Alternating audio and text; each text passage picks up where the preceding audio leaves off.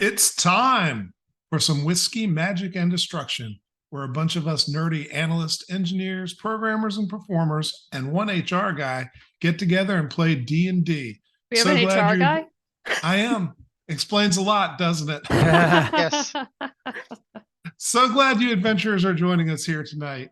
If this is your first time watching the Games Tavern, welcome. Please follow the Games Tavern on Twitch. It's free and it does support the show, the cast, and the crew. Remember, you can watch us live on Twitch, and all shows are uploaded to YouTube, typically 48 hours later, so you can catch up on all the shows that you might have missed. Also point out, I'm David. I am the temporary DM. I'm only standing in for Reed for several weeks while he is off learning secret things for the government, but he'll be back soon. And so let's share some reminders to get this show back on the trail. Well, I suppose if you insist. Everybody, please remember that if you have Amazon Prime, that means you also get a free Prime Gaming subscription. So please, please, please show your support to the show cast and crew that you would love so much by hitting that link in chat. Prime Gaming subscribers get access to sub-only emotes and to a special subscriber-only channel in the TGT Discord, so it is totally worth your time. Streamloots is live at the Games Tavern. You can go ahead and follow the link in chat to get your Games Tavern packs. These cards can be utilized to help out the cast, and only the cast, with things like inspiration for the entire party, granting luck points to a player, and there are even some collectible cards in there. I am contractually obligated to tell you that you can actually get an inspiration card and give it to the DM if you are so inclined, but don't do that. Definitely don't do that. Also a humongous thank you to Shard Tabletop for sponsoring the show. You can go to the link in chat to check it out for yourself. It is the place to play your 5th edition games. You get access to rules, adventures, and other supplements, and it provides digital tools like a character builder and digital character sheet, as well as all sorts of other tools used for gaming.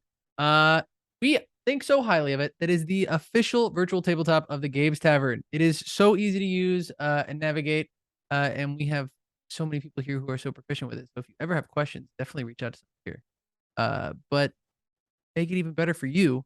Just go to the link in chat, use promo code TGTShard20 and save 20% on all your subscriptions. Again, TGTShard20. Alex, are you taking Brandon's? I didn't realize I was muted. Don't mind me. I started off and was like feeling it even.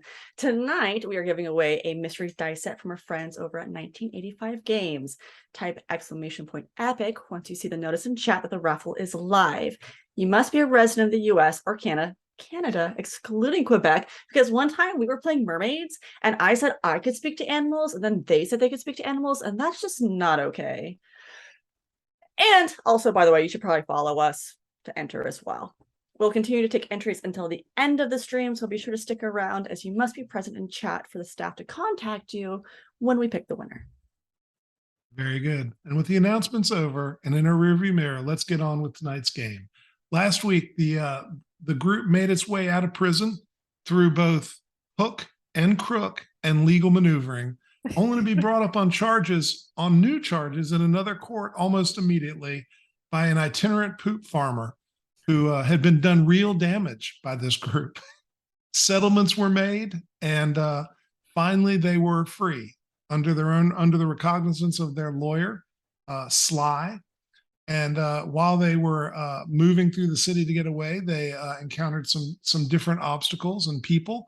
And finally, they did make their way into a carriage, a large wagon, that Sly has procured for them to try to get them to their destination without any further issue.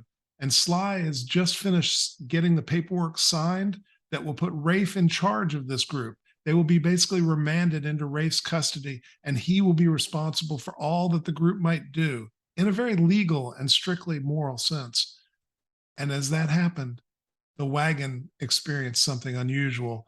A halfling thief of some notoriety peeked in and apparently had hit the wrong wagon or had been put here by the wrong people, was very apologetic for what they had done and left. And now, as we prepare to open up on our action, the group is in the wagon. Alex Cimarine is has her head out the top and is looking at what's going on. She sees that the wagon is, in fact, gaining speed and moving down a hill through the streets of Waterdeep, again towards the harbor, the dreaded harbor, the wharf where so many bad things have happened. And there it is, at the terminus of their likely plummet down the streets, the Flying Guppy, the young nobleman's ship, which has been repaired and is finally back at dock, and yet faces another harrowing incident at the hands of these ruffians who like to call themselves heroes. And so we will begin there. I am Hooray. going to start the encounter, and let's see.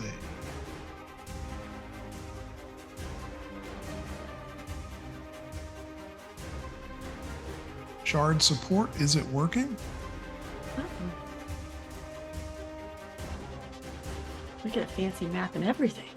Yeah, it's supposed to be. So can y'all see it? So, I don't currently. Nope, not currently. Well, oh, I never fog anything. Okay, I'll give that a try. Hey. Oh, hey, okay. So everyone, I'm going to ask you to roll initiative. Woohoo. I've got a bunch of initiatives to roll myself, but Whoa. Okay. Oh, could be better.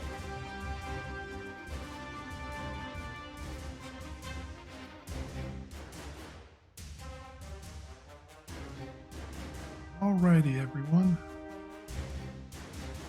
Are we meant to see character tokens on here? That's fine. There are people milling around in the streets right now or off on the sides of the streets. Right. And really, this is not a real combat. This is just here so that we can kind of track movement and barriers and other obstacles as they are presenting themselves.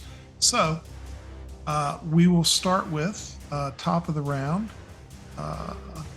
Turja, you are first.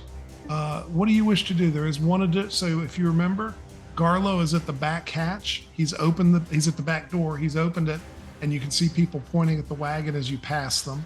And Alex Cimarine is halfway through the top hatch, and she's calling down, telling you what's going on. There is a second hatch in the roof of this that you could choose to go through, or you might do something else. What do you wish to do? I pop my head through the roof hatch and I cast Mage Hands and I use it to pull on the brakes of the carriage. Alrighty. You can do that.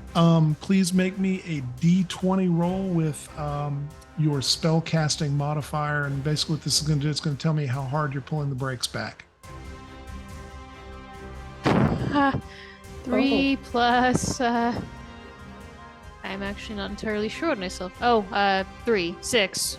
I got Okay. 6. Yeah, so you begin easing the brakes back. There's no like lurch to this because you're not pulling it hard enough, but you have begun to slow it just a bit, and I will make note of that as the carriage makes its move and attempts to move along faster. Is that it for you, Turja? Yes. Alrighty. Rafe, you're up. I will. I think I'm going to try and freeze one of the rear wheels. I should be able to see one if I lean out a little bit, right? Yeah, you would need to either move Garlo aside or out the back, whichever you prefer. But you certainly can lean out and target one of the wheels. Okay. I guess I will squeeze around Garlo. He's still kind of small despite being huge. True that. And I'm going to try and hit one of the rear wheels with Chill Touch. So the AC to have a really great effect on this is going to be a 14, but you can hit it with less than a 14. The effect will just be less. Okay. Well, I unfortunately only got a 6. Okay. So kind of like what we have going up front with the brake, it's kind of a weak effect. You see a little bit of frost appear on the axle and the wheel. You're not sure how much it's affected it, but certainly you didn't get the effect maybe you were hoping. Also, for the gratification of the crowd, this time Rafe's intonation is not quite so horrifying. It deals more with the inevitability of frost rather than sins. Very good. Next up, we've got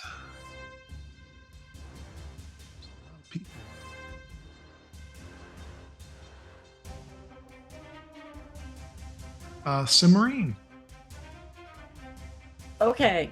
Well, seeing as my friends are doing their best to slow it down, doesn't seem to be working super great then. I'm going to be doing my best to... I guess I should probably say I'm crawling over top to get to the driver's seat and maybe control which way we're going. Sure, yeah, you can crawl out. So, Cimarine, you crawl out, you get onto the bench seat at the front, and what you see is that the yoke, the cross piece that normally the horses are attached to, is in the street in front of you, bouncing along as it hits the cobbles of the street. There are a couple bridles that look like horses used to be attached to them, but they're not really doing much. So what is your idea for how you might go about steering this vehicle? That's a really good question. Thank you. Are you sure there's not like just invisible horses there that if I start pulling reins, it's going to fix everything? You can certainly try to see if there are Interesting. invisible horses there if you wish to use your action doing that. I feel like that's a very silly way to go about it. Although I guess Also in character? I hate that you said that because you're not wrong. there would be a possibility of that, but I think this is a little bit more grounded in reality. Particularly seeing the yoke bouncing, there's nothing actually there. So is there a way, the reins or anything else, to try and pull it up? Or You could certainly, so it's the yoke is down almost at ground level. It's probably about a foot above ground level where it connects to the wagon.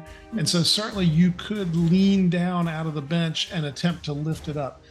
Recognize the challenges there are going to be, it's going to be a little bit of a heavy lift because you're lifting from the fulcrum point and trying to get all the weight on the end to move up as you do it. And it's going to be hard to stay on the bench while you're leaning over doing that and the thing's moving and bouncing. I'm not saying you can't do it by any means, but I do want you to be aware of the risks and challenges. Yeah, it sounds like a good way to die. On second thought. Maybe. So I guess there's not. What I'm saying on my turn is that there is not a way to actually steer this thing. It is bouncing, it's wiggling, it's wobbling.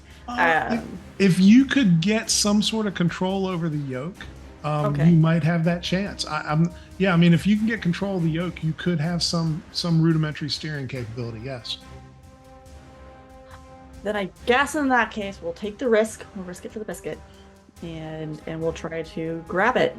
Okay, so you're leaning over and trying to hold on while you do it? Yeah. Okay. Yeah. So I need you to tell me how you're going to do it. Imagine that you have to lean out of this bench and it's about a 2.5 foot distance down. And so you've only got 4 limbs. How are you going to use those 4 limbs? Creatively. I was so confused. It's like she's 2. What do you mean? Mike, honey. Okay, so I'm not gonna have time to like actually really try to attach myself to anything here. So I think it's going to be one hand grabbing onto the bench, or at least something that I can hold on to, and leaning down with the other hand. So one-handed trying to bring this thing out, because I can't think of a way for my legs to do that's stuff. fair. So you're going to kind of be mixing your attention, splitting it between the 2 tasks. Yes. And so I need a player decision, a character decision from you, Alex, Okay. as to whether your focus is on getting the yoke or staying on the wagon. Staying because on the you're going to wagon. be better at one of them than the other. It'll be on staying on the wagon. We can try Okay. to get the yoke again, but we can't if we get off the wagon. Fair enough. Okay. What I need you to do is make me a quickness, hands. Help me out there. What is the hand skill? Dexterity? That's Sleight the of one. hand? Or Yeah. Okay. So You're going to be at disadvantage on that. okay. And in exchange, I'm not going to make you roll to hold on to the seat and stay in the wagon. Cool. That sounds fair. Thank you. You're welcome. Oh, we can't get much You worse made than the 4. decision. And yeah, we're gonna stick with a 4. Grand old 4. So you lean down and you're trying to get the yoke, and you just can't get your hand under it enough to be able to lift it back up. It's just bouncing around too much, and the wagon's bouncing. Okay. Sounds like that's my turn. I think so. Okay. Garlo turns and begins asking Rafe what he's doing, and the wagon takes a tumble, and Garlo falls out of the wagon and is rolling across the cobbled streets behind you. You're not thinking he got badly hurt, probably just a little shaky. Garlo! Guys, man He down. says, I'm oh, yeah. Oh, poor Garlo. Well, he's alive. That's good. Luciano, your go. Okay. All I'm gonna do is try to. I don't know exactly how to help, but I'm going to give inspiration to the person who's leaning out of the wagon. So I quickly try to calm everybody's nerves. I play a jaunty little tune, trying to like get everybody's mind, on something else, while trying to focus on Cimarine, hopefully grabbing the yoke. So I'm going to give bardic inspiration to Cimarine. So I need to ask you a technical question. Do you need to be able to see the target of your inspiration to convey that? Me? Yeah. Yeah. Within 60 feet, you can hear me. Can hear you. Okay, Yeah. fair enough. Okay. So you basically do a nice song with her name Yep. kind of interwoven into it to give her some oomph. Yeah. Let's go. Playing the Okay. jams. I'm giving the action soundtrack. Dun, dun, Nice. dun, dun. The blue Okay. tiefling kazoo rock. Yeah, exactly right. Alrighty. So is that it for you, Luciano? Well, yeah, I'm just like, guys, do we go back? What's going on with him though? You do see a couple of peasant children, a couple of the young children on the streets have moved over, and they're helping Garlo up. So, Maybe I should have gone that route, guys. He seems okay. well, he looks a little busted, and not terribly badly injured, but he definitely looks like he may have taken a little bit of pain from that. We are going to let the wagon take its turn. The wagon normally would have increased its movement speed by 2 feet this round. However, between Rafe and Turja, they have limited that to half of that. So it's only going to move up by 1 foot, 1 inch, excuse me, which means it's only moving 19 during its turn.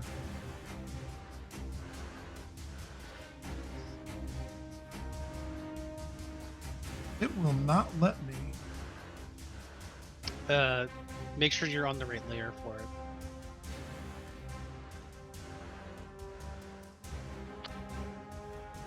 I have to say I'm not. So we're just going to do this narratively. So it's moving at 19 now. And it begins to, based on the random roll, it begins to sway. Oh, it goes a little bit right and then straightens out. So it's actually still straight on at this point in time. And we will go to the top of the round to Turja. I try to climb out of the wagon all the way and get to the place where the brake is on the near the driver's seat, so I can Okay. actually grab it physically with my hands. Are you trying to climb out through the roof or are you trying to climb out through the back? Through the roof, because that's more interesting. Okay. You climb out through the roof. You don't have any problem doing that. And you climb along to where the bench seat is. You see that Cimarine is got one hand on the seat and is leaning over, trying to get something. And you're guessing probably the yoke, although it may be something out of view. So you certainly can get on the seat and work the brake, but you will need to be careful not to get in Cimarine's way. Okay. That's what I try to do. Alrighty. Make me just a D20. What's your best intelligence, dexterity? Which of those is better for you? They're actually equally good. Okay, well, roll one of them. 23! What was that? Natural 20, 23. Oh no, good. Let's Okay, go. I thought you said a 3. I was gonna no. Yeah, so that's great. You managed to slide into the seat and you begin working the brake, and you don't interfere with her at all, which is great. So are you braking with all your strength? to I try am to break breaking this? with all my pitiful strength. Yes. Okay, what is your strength? 8. Okay, please make me an athletics check. 5. Okay, and you've also got your mage hand working the brake, so we'll double that for the sake of argument. Okay. Say that you have a 10, and it feels like you're having a little bit of impact on this thing. Like you can definitely hear and smell the friction of the brake working, and it may be slowing down just a tad. And I yell, "Where the wagon?" So I like everybody in hearing range. Okay. And yeah, lots of people down the street are not paying attention. They all look up when you yell and begin scattering. You do see probably about a block away what appears to be a gnome and a gnomish woman that are trying to push a large cart that's labeled potions, potables, and boom booms. So it's some sort of alchemical cart, you're guessing, that they have been selling on the street. And they're trying to get it out of your way because you're going to come closer than they're comfortable. What could possibly go wrong? I can't imagine. And so we are to Rafe. Rafe. I don't know. Taking a look around really quickly, are there any sources of water? Sizable, not like a bucket, something larger. So you're looking for like a lake or stream or even a barrel? So make me just a D20 roll. And if you roll high, there's something there and we'll figure out what it is. Sure.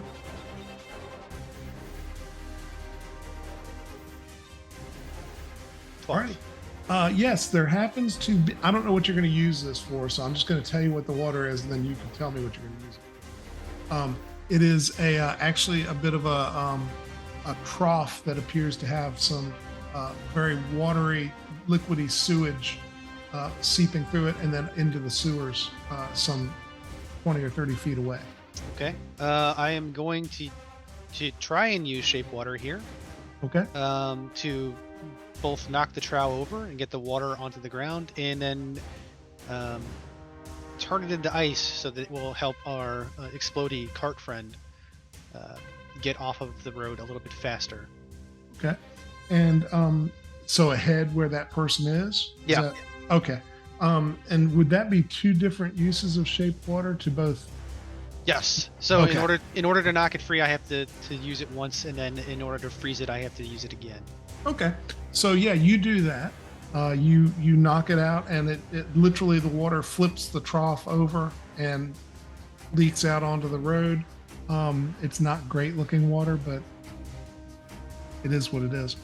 And so yeah, come back to me next turn, and we will talk about the ice. Gonna sue us. Say what, Luciano? Gonna sue us for the use of that water. And I believe we are to Cimarine, if I remember correctly. All right. Well, so first things first. Hi, Tarsha. Totally normal day here. And then I'm going to go ahead and reach down again just to try to pull it one more time. All righty. Make me your hands check at disadvantage. My hands check. Here we go. That's How right. good are hands? 3. Hands not so great. Not So- real hands, fake hands. So Cimarine, I'm going to Yes. give you an opportunity. If you like, you Okay. can push this roll and attempt it again. You will still be at disadvantage. Sure. However, if you do that and you fail again, there's going to be a worse outcome than where you are right now. Do it. Do it. This is a very bad situation. I don't know. I do not want to get run over by a cart. That seems very bad. All right, we'll do it. All righty. I like it. Go bold or go home. All righty. Make the roll. Let's go. 13. Better. Cimarine, you lean down, and for just a minute, your other hand gets stuck. The one that you're trying to get the yoke with, and you realize you got one hand stuck on the bench that you are holding on with, and one hand stuck down in the yoke, and you're not sure how you're going to move.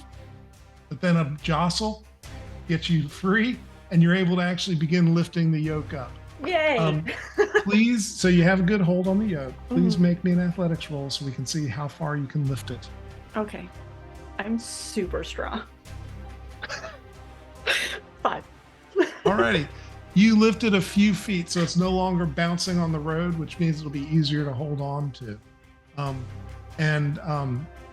Basically what you can, every turn you can do one of two things. You can either choose to try to steer the thing, or you can choose to continue lifting it up. The farther up you get it, the better your steering checks are going to be. Okay. Okay? That makes sense. So once you get it fully up on, you can actually use it to kind of steer. Mhm. Until then, you're going to be doing the best you can, but it'll Sounds be good. Thank you. Alrighty. And with that, we come to Luciano. Okay. I am going to. I don't want to make anything worse. I was gonna go ahead and cast my own mage hand and try to help Turja with the break. Are you still working with the break, right, Turja? Yep. Yeah. She is. I'm gonna And- climb and- to the top to try to figure out what's going on. Okay. And I'm gonna see if I can see if I see her holding with the mage hand. I'm gonna cast my own to try to help pull the break. Well, my mage hand is actually invisible.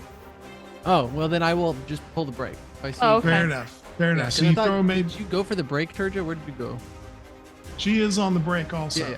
Okay. Yeah. Yeah. So I'm just gonna do that because I don't want to get out. I don't want to actually get involved. I'm a little scared about that. So I'm just Fair gonna.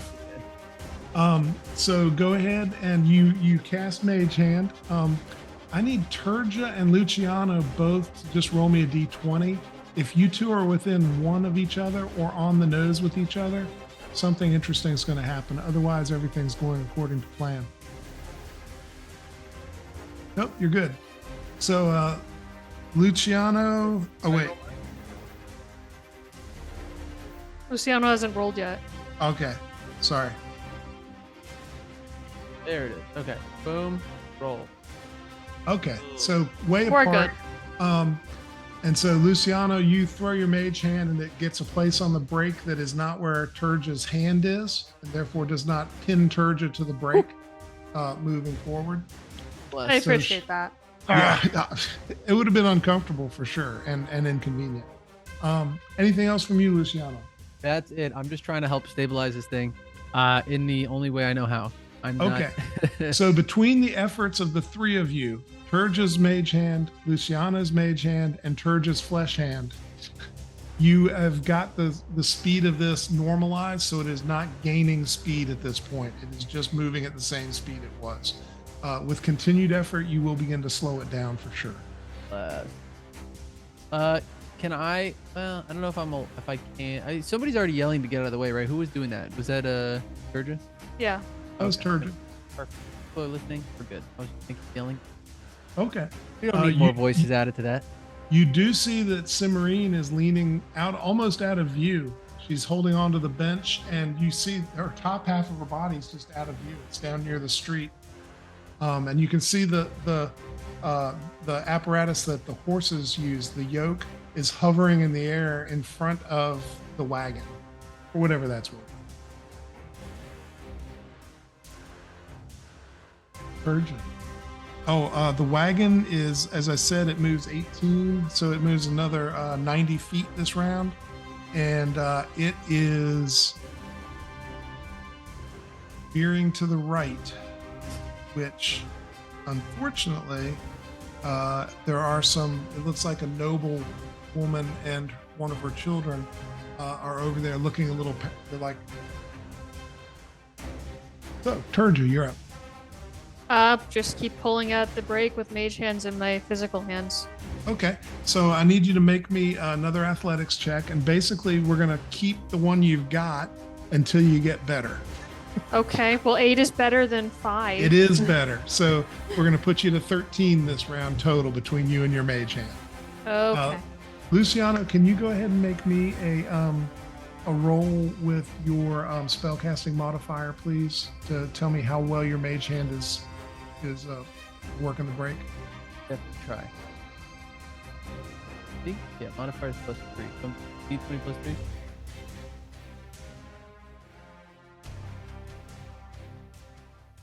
Wait, there we go. Okay. 11. So yeah, you're working the break. Okay. You're adding something For a guy who between doesn't do you. this. Between you, y'all are getting some stuff done. Anything else, Turja? No, that's. I mean, Okay. just keep yelling, "Where the wagon? Where the wagon?" Very good. You do see, Turja, that several potential targets have gotten out of the way and into alleys and ducked into buildings. One man actually leaps up and grabs hold of like the canopy above the door and pulls his legs up, and actually the wagon goes under him. So it's quite the leap he made. You think he must have been like a performer or something. We are to Rafe. Rafe, it's time to make the ice. I'm going to finish using shape water now that I have sufficiently destroyed the road with crappy trough water, and I'm going to turn it into ice, and hopefully that will help our explodey wagon friends. Make their Right. So way. you're trying to lube it for them so they can get off the road easier. Yep. Okay, that's perfectly fair. So make me a would you rather make an Arcana check, or would you rather make a just a D20 with your spellcasting modifier to see just how well you lay all that out in front of them? I believe my spellcasting modifier is better. Yeah, it's plus Okay. 3. So Alrighty. let's give that a try.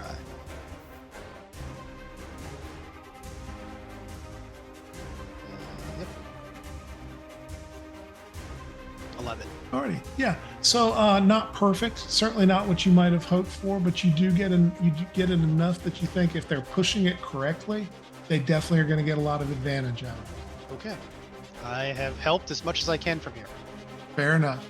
And you do see the woman, the female gnome, actually steps off of the ice patch and gestures at the wagon, and you think she may be mage handing the wagon, trying to help push it along without being on the ice. Okay. We are to Cimarine. Lift that yoke. Doing it. You Pulling can up do just a it. little bit more. You lifted it instead of steering? Yes, I feel like that's the better option at this point, considering I Okay. just barely lifted Alrighty. it last time. Okay, make me your athletics roll. Okay. Remember also, I had Remember also- inspiration, you have inspiration to use at some point. but I just got a dirty 20, so Mhm. next time. Okay, all right. So at this point, you've got the yoke about 3/4 of the way up, Okay. and you feel like you can steer with it, but obviously not as well as if you can get it completely All the vertical. way up. But you're very close. That was a very good lift.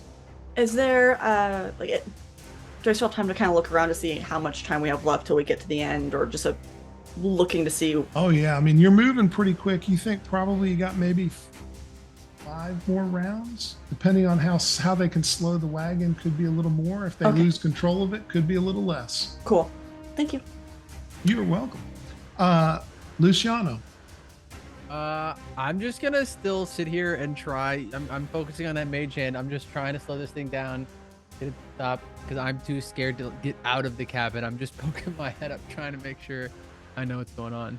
Okay. You so I need you to make me a another roll with your spell modifier. And I need to have you tell me if you heard somebody in the crowd go, "Hey, it's Luciano." Somebody actually knows who you are. Would that help you or hinder you?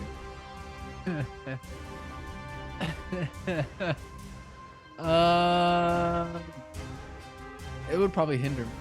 Okay. honestly. Are you Well- out of disguise at this point, Mike? I I- don't know that we asked. Don't remember.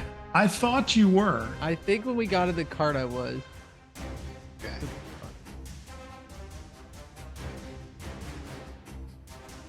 There's my spell modifier. Alrighty. So I'm going to reduce that by 4 because you're being hindered. Trying to But I hide. didn't put you at disadvantage. It's still a really good roll, right? And so yeah, you all will do a pretty good number on the wagon this round in terms of braking it, because you're actually beginning to get some real pressure on that brake, and you can hear it. It's squeaking. It's as you're Okay. pulling it and trying to reduce the speed of the wheels. I think we almost got it, guys. And anything else from you, Luciano? That is it. I'm now thinking in my head. I'm now overthinking because I heard my name and I was like, excuse me, what? Okay, very good. So at this point, I'm going to let Terja and Luciano know, because the two of you have got a pretty good eyes view of what's going on, that the wagon definitely seems to have slowed a bit. You have gotten it kind of back past where it started for you, so it's not going as fast as it was when it first started.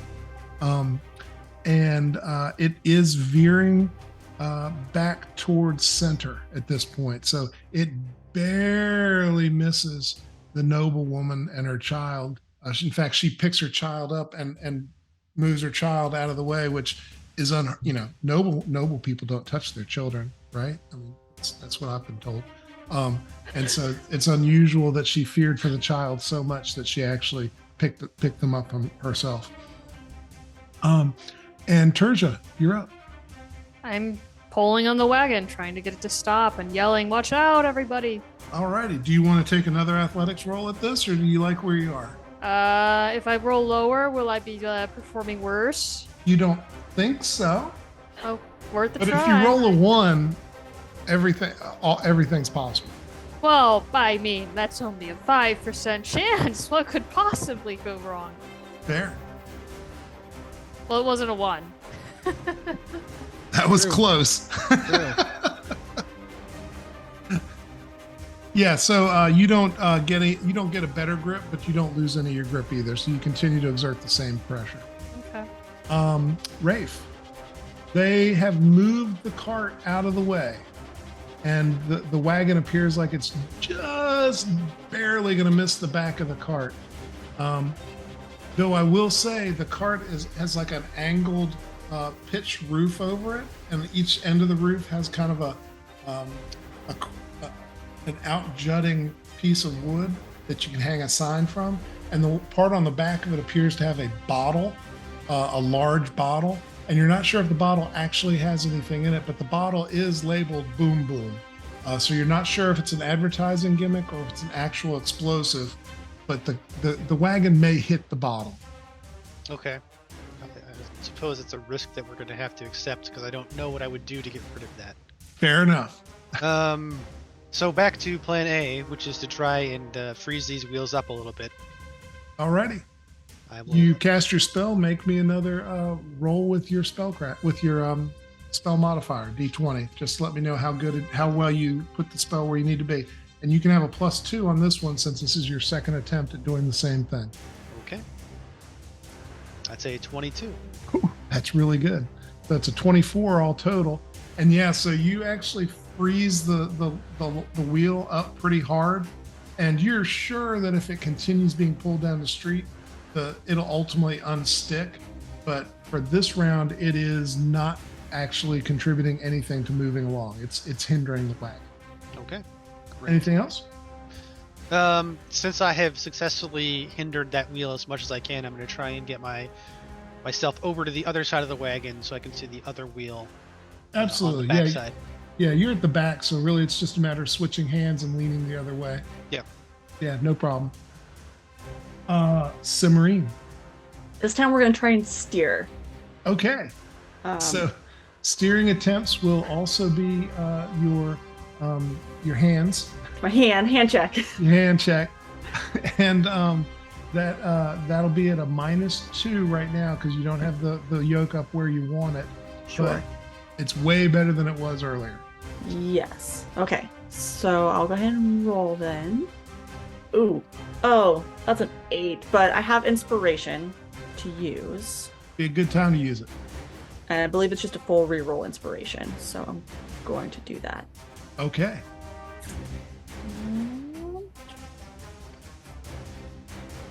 11 instead. That's nice. Yeah. Okay. So with an 11, you're able to steer it. You're no race car driver or anything. But you can ease it in the direction you want it to go in. Okay. So currently, it was kind of listing towards the right, and I need to know if you're going to kind of just try to get it on center, or if you're going to try to you could conceivably try to steer it into a building in order to slow or stop it. That is a sudden slow stop, that's for sure. That it is.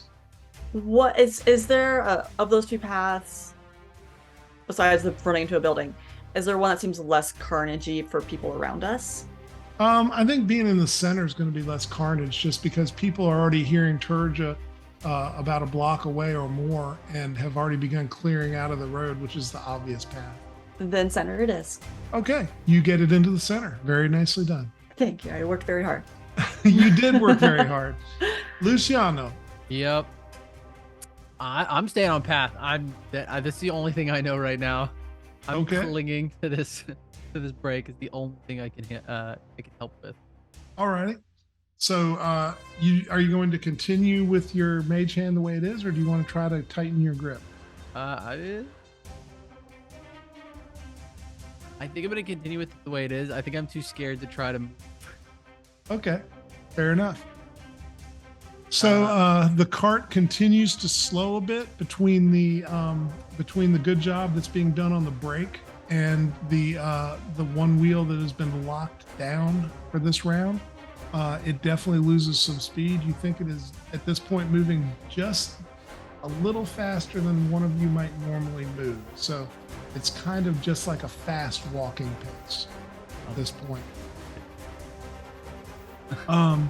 And at the top of the round, I will ask Turja, what would you like to do? I'm pulling on the brake until we're stopped and yelling to get out of the way. Fair enough. Yeah, fair enough. Rafe, please make me a saving throw for the wheel. Just a D20 roll. If you roll high, it breaks loose. If you roll low, it stays frozen. It stays frozen. What would you like to do this round? Now that I have my sights set on the other wheel, we're going to attempt to freeze that one as well. Very good. And again, this will be a D20 roll with your spellcasting modifier just to judge the quality of what you're doing. Okay.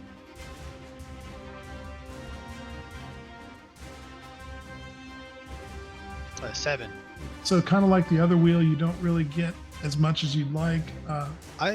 I do have the ability to call on Gon's aid. Okay. So I think I'm actually going to do that, and I get to roll another 2d4.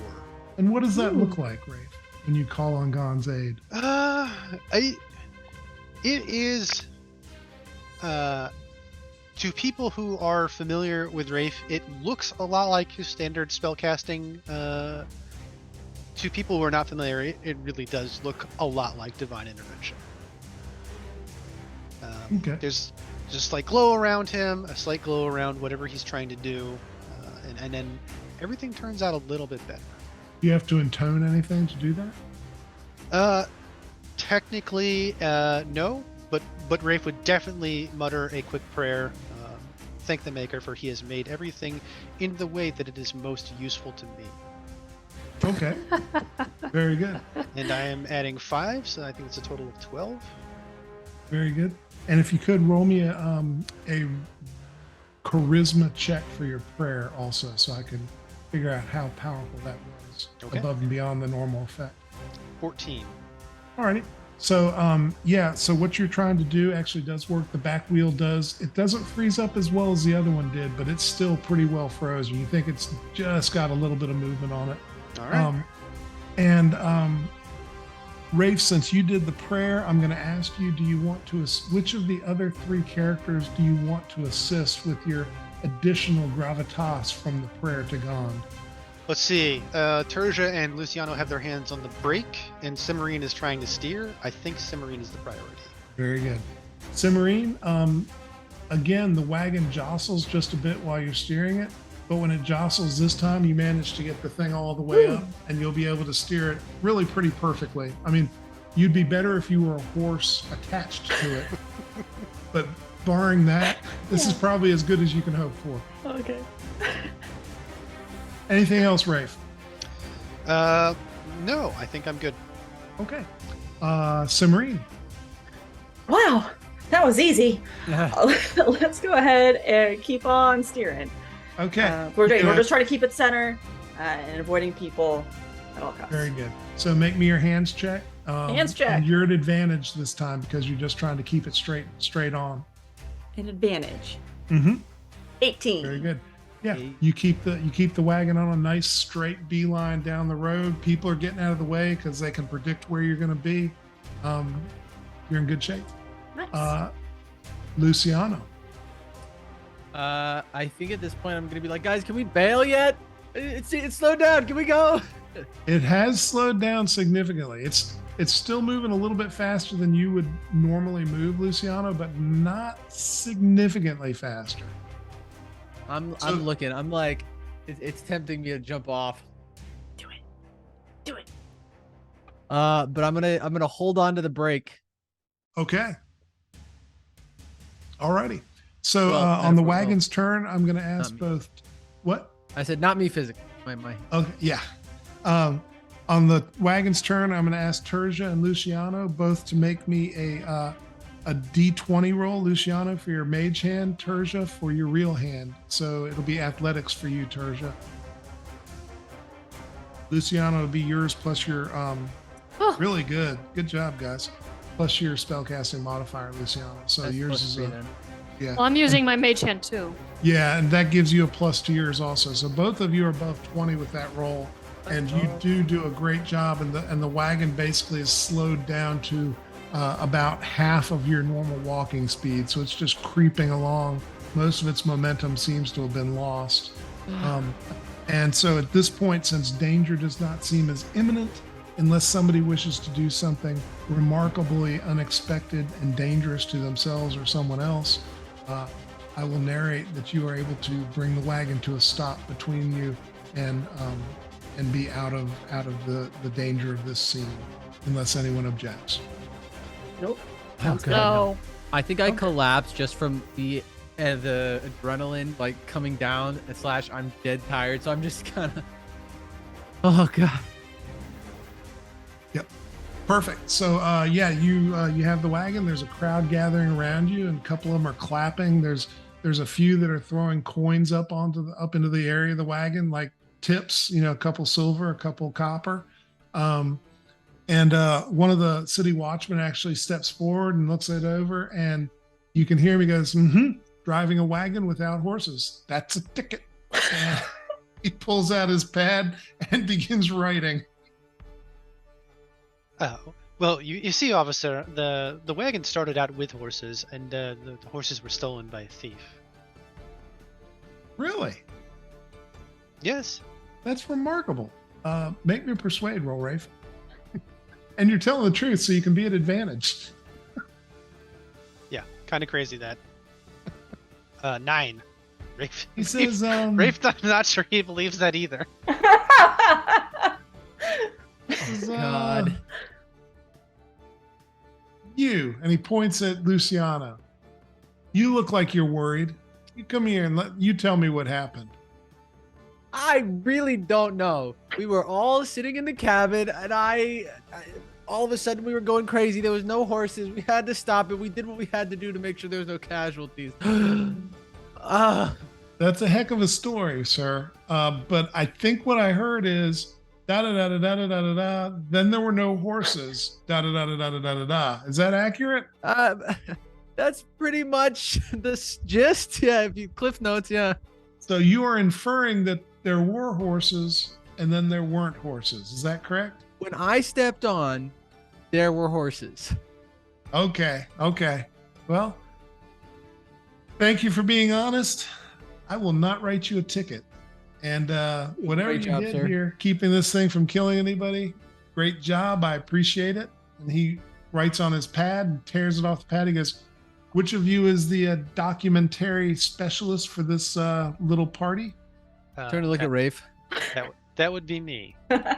He hands it to you, and it says, "I owe you one favor, McGillicuddy. Nice work, citizen." Oh, thank you, Officer McGillicuddy. You're welcome. Carry on. And he continues on his beat. I pat him and I'm like, thanks for all you do. Have a great day. While that's happening, I'm pretty much ignoring everything that's going around, and I kind of crawl back up to the top of the carriage and poke my head down. Is Sly still there?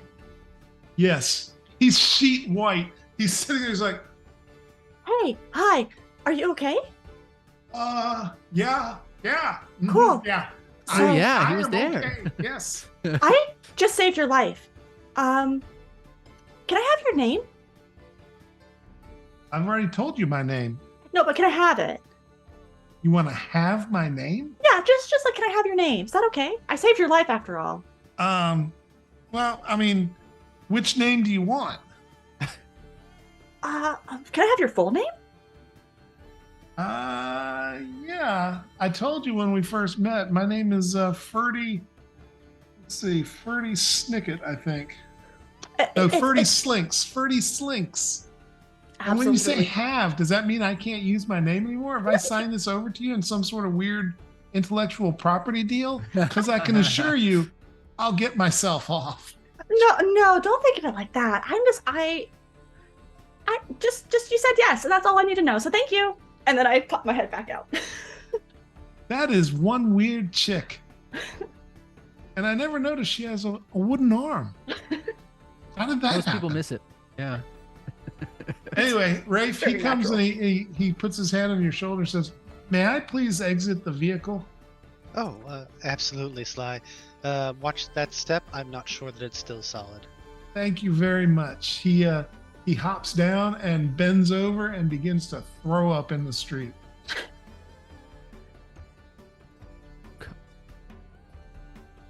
Perfectly reasonable action, considering. Are you going to be okay, Sly? Do you need Oh, us yeah. to Yeah. mhm. get you another Dre? No, I'll get something in my stomach later. For now, it's all empty. Okay. Yeah, we need to get you to the to your patron. Oh, almost forgot. He pulls the paperwork back out of his briefcase, rolls it up, and hands it to you, Rafe. Oh, thank you. And I just add it to my stack of things, and I reach into my bag, which I finally have back, and pull out a folio, put it inside, and then put it back into my bag.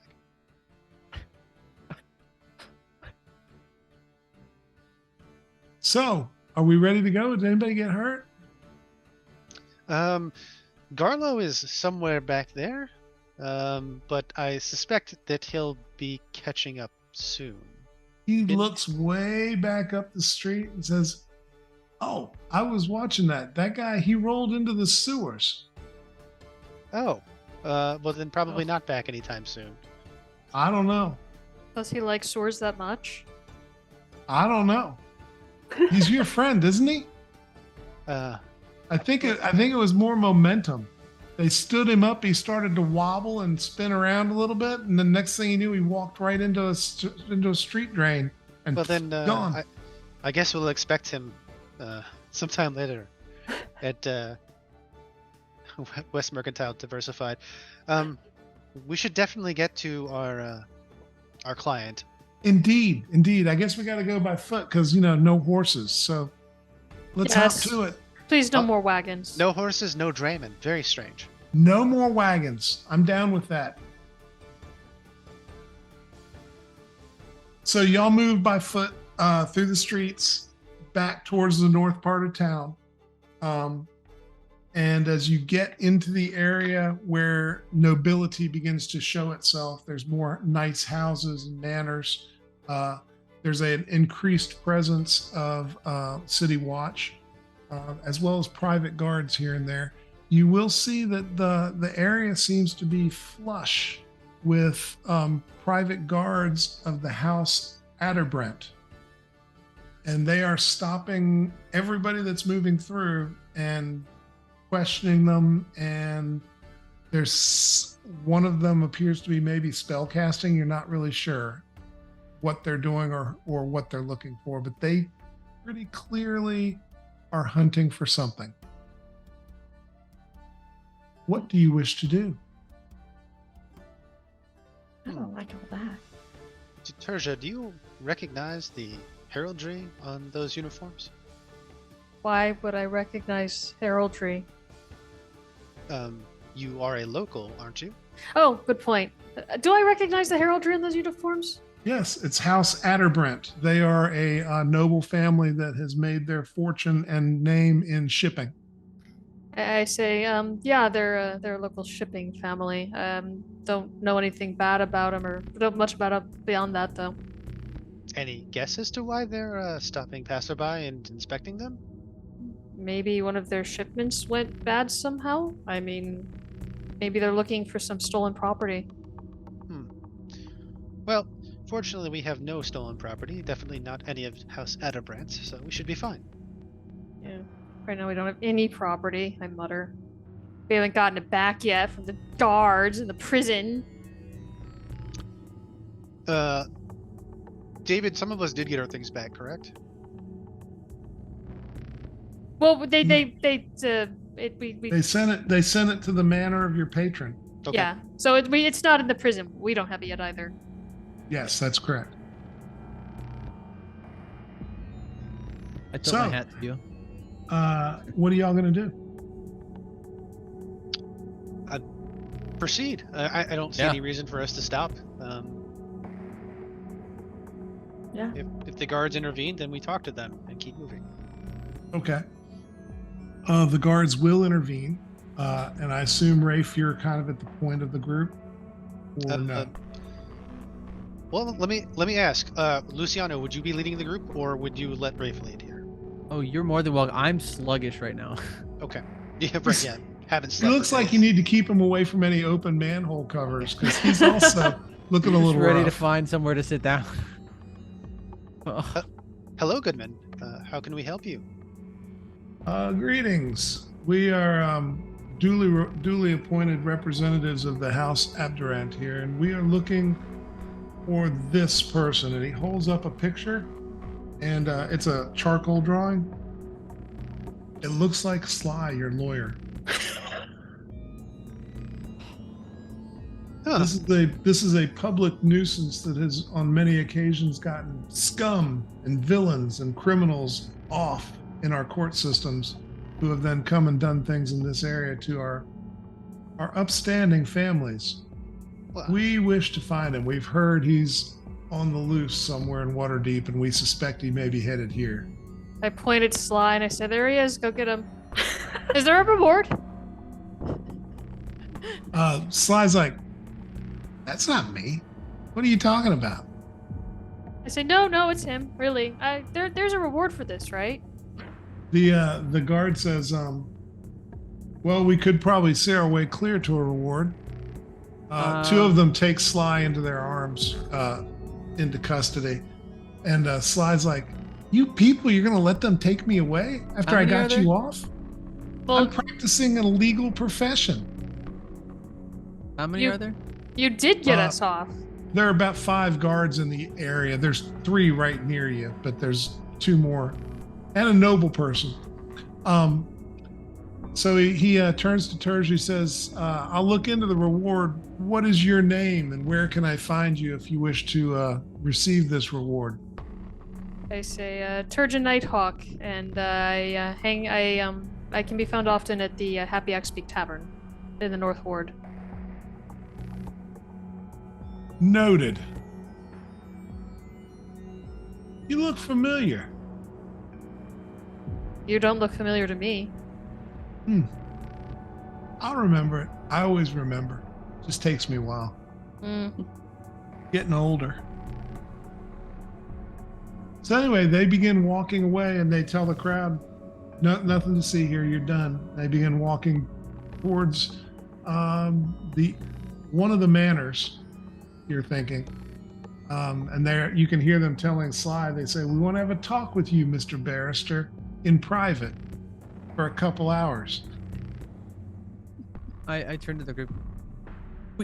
We need him? No, technically, no. I guess if he fails to turn us over to our client, then he's the one in trouble. But we have no idea where we're going, and our client has all of our things.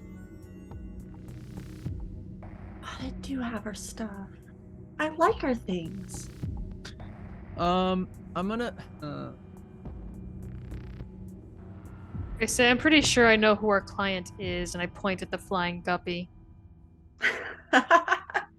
You can't see that anymore, but you yeah, I point in the direction of where we saw the flying that's guppy fair. before.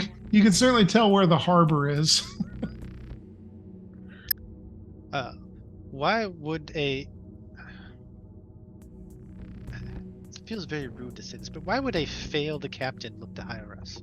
Also, he was in jail with us. That's interesting. Gotten out already. Well, do you know where his family's residence is? Because I suspect that they have our things, not him. I say, why don't we check? We were heading for the flying guppy, were we not? Before the whole the cart escapade. Well, when you were on the wagon, it was rolling towards the Flying Guppy. But when you got the wagon parked and started heading back towards your patron, you went the opposite direction from the wharf. You went north into the high part of the city. Oh, in that case, I don't know who our patron is. We're lost. Oops, sorry. Are the guards gone, or are they still in sight? They are still walking. You can see that they're kind of dragging Sly, and Sly's doing that thing where he lets his body hang so that he makes it as hard as possible. And he's talking to him the whole time. He's like, I can get you off. All you got to do is let me go. I assure you, my word is good. I will get you off anything. What do you want to do? You want to beat somebody up? Not me. I can get you off. I want to run up and be like, guys, I think this is a mistake. This is a different barrister. It's The guy stops and he pulls the picture out and he rolls it and he looks at it and holds it up next to Sly's face. It looks pretty much like Sly. No. But you see, it's actually somebody using Sly. This gentleman, Sly. I don't know Sly, but this guy is using his reputation, tarnishing his reputation. Sly helps great people. We just saved a bunch of people because Sly got us out. So he helps good people. Yeah, I don't think so. It looks like him to me. I wanna cast charm person as I'm talking. Okay, go ahead.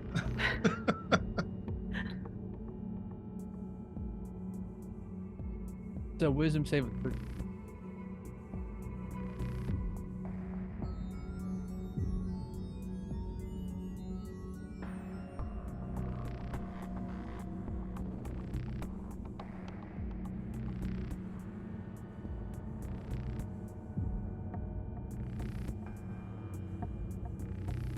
Luciano, you've got the luck of the devil.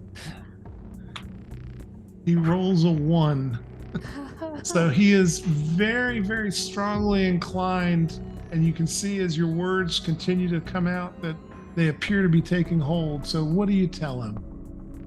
Yeah, if you let him with us, we will make sure he's actually helping us. We have to go talk to a nobleman who's in need of services, specifically this gentleman right here. So he really does need to come with us. As soon as he's done, though, we'll make sure, if there's any ill will or ill blood, we'll come back and squash that. But we do have urgent business that could cause a lot of issue for your area here. So don't mind letting us walk along.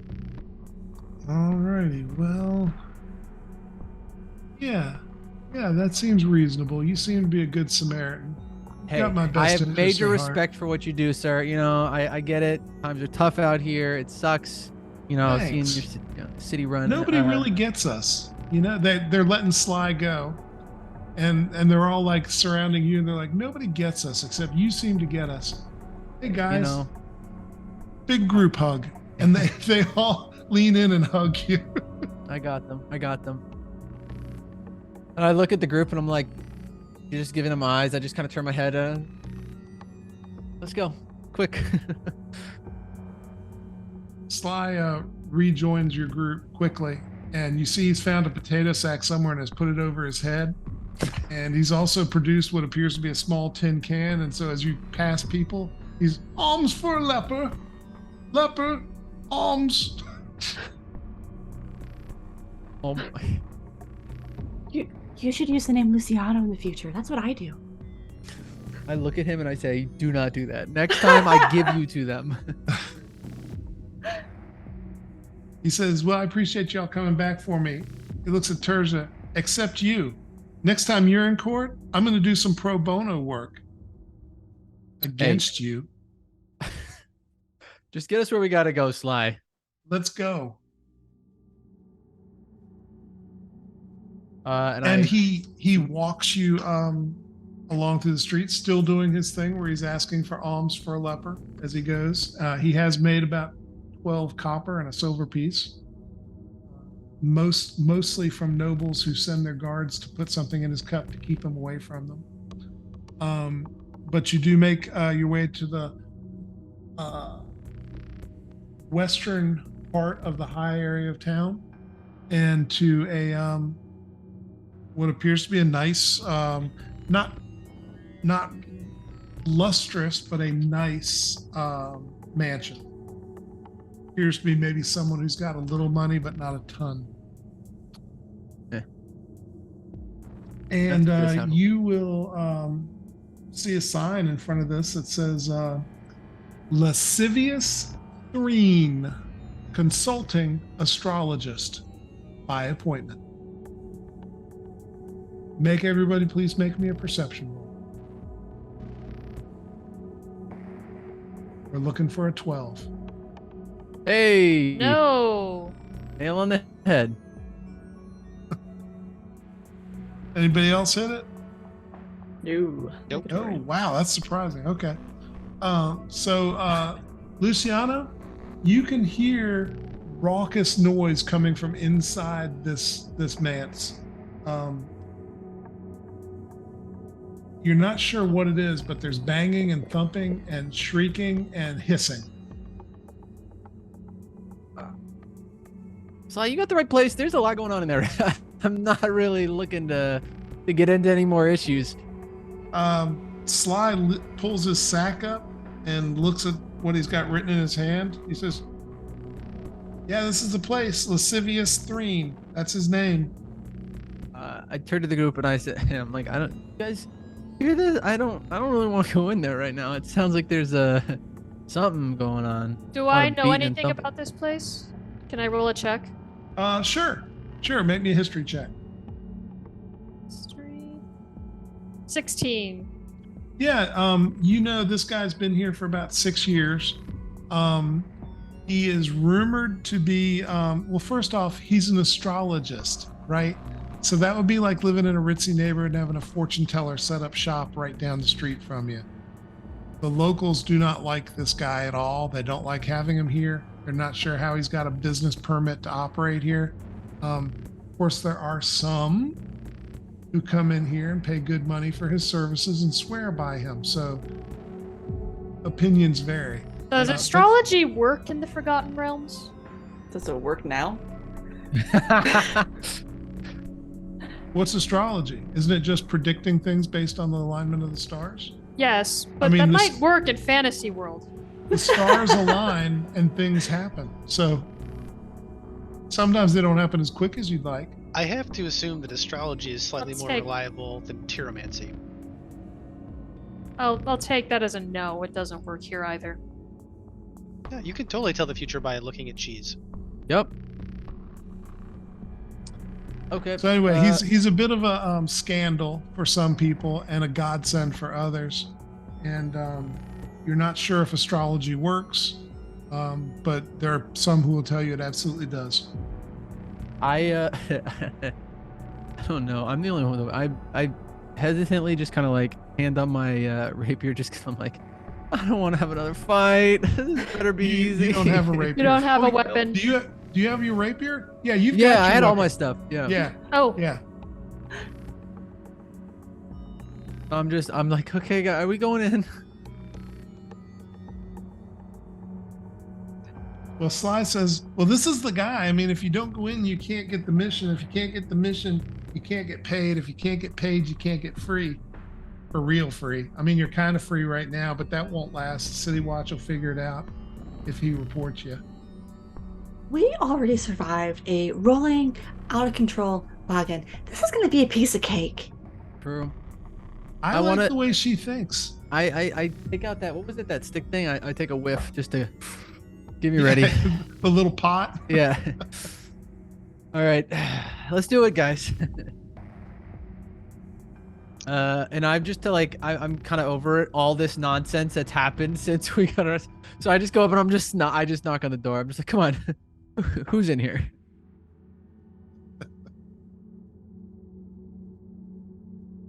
Alrighty, give me 1 sec while I find the correct thing.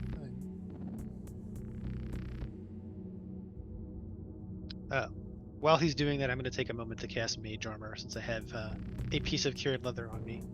Smart move.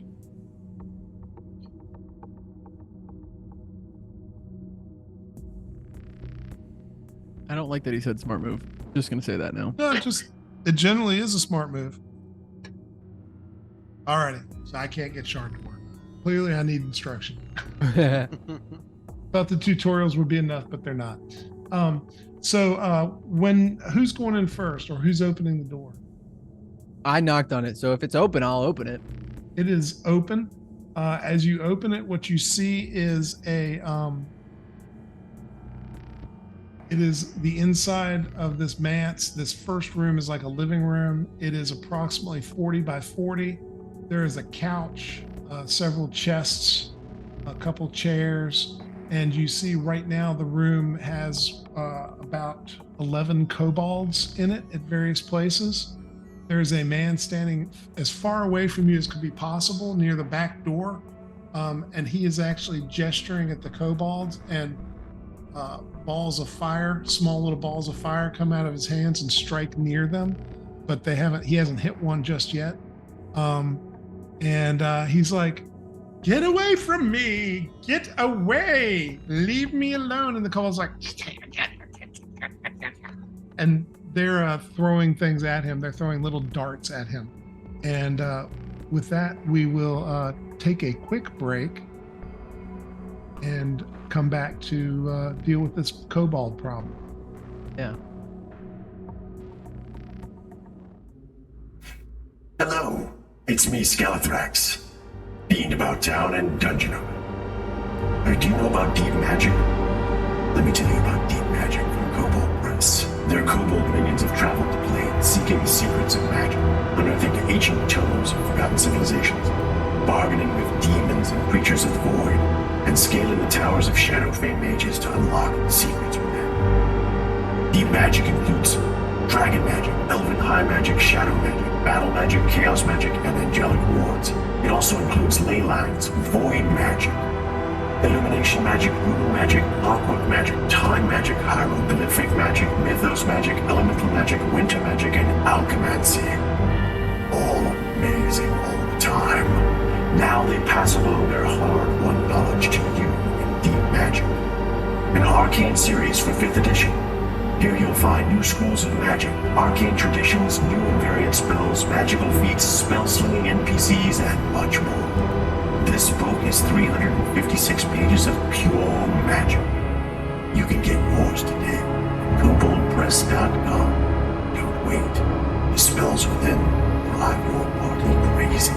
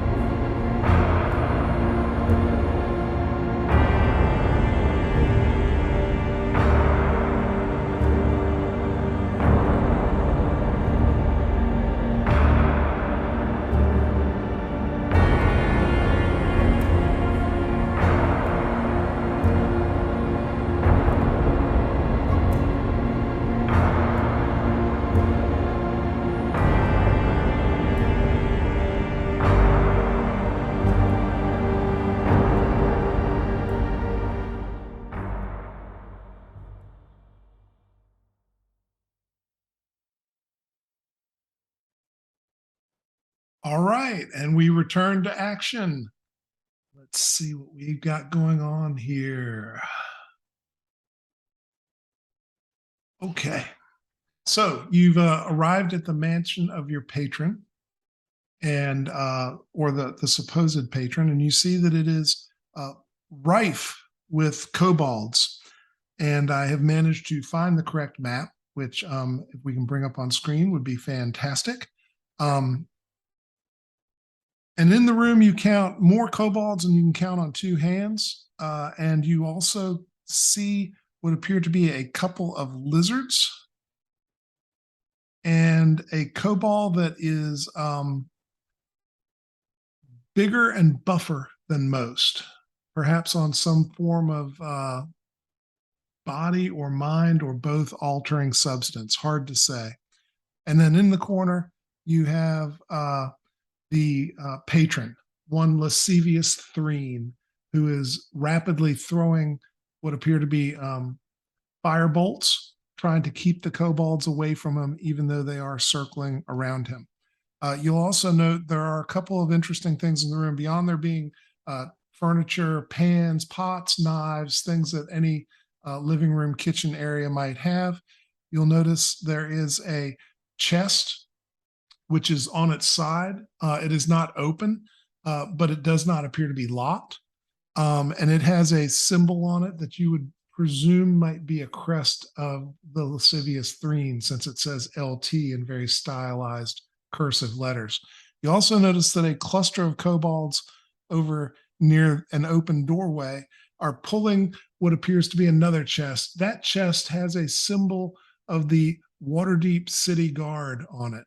And one might presume that it holds your possessions. And with that said, let's roll initiative.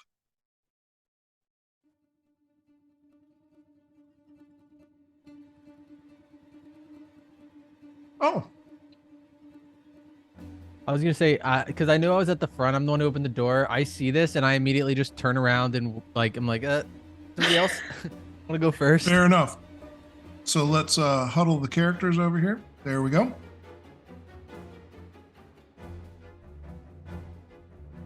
And I'm going to take Garlo and put him off to the side because he's not really here. Alrighty. So initiative has been rolled. It looks like Cimarine goes first. Cimarine, what do you wish to do? Isn't that just the question of the minute? I guess looking around at the group, we're gonna go do this, right? Yeah. Okay, sure, sounds good. All right, I'll lead the charge, and we'll go ahead and make a movement in. Not really sure necessarily what's happening, but at least bolting in through the front door. What you gonna do? Running in 20 feet Okay. and taking a look around. Okay.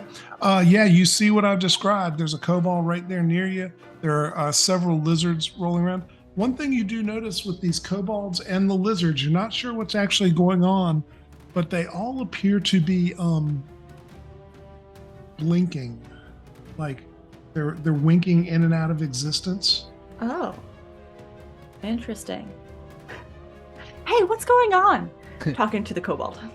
The kobold looks at you guys. I'm not familiar with those words. What chest is in front of me? That is the chest with the stylized LT. You think it is for Lascivious Threen. It is probably his chest. Well, that's it is not not mine. locked. There is no lock on this chest. It's just like a wardrobe chest. All right, I'm just going to complete my movement thing, going for the edge because I guess there's the other chest.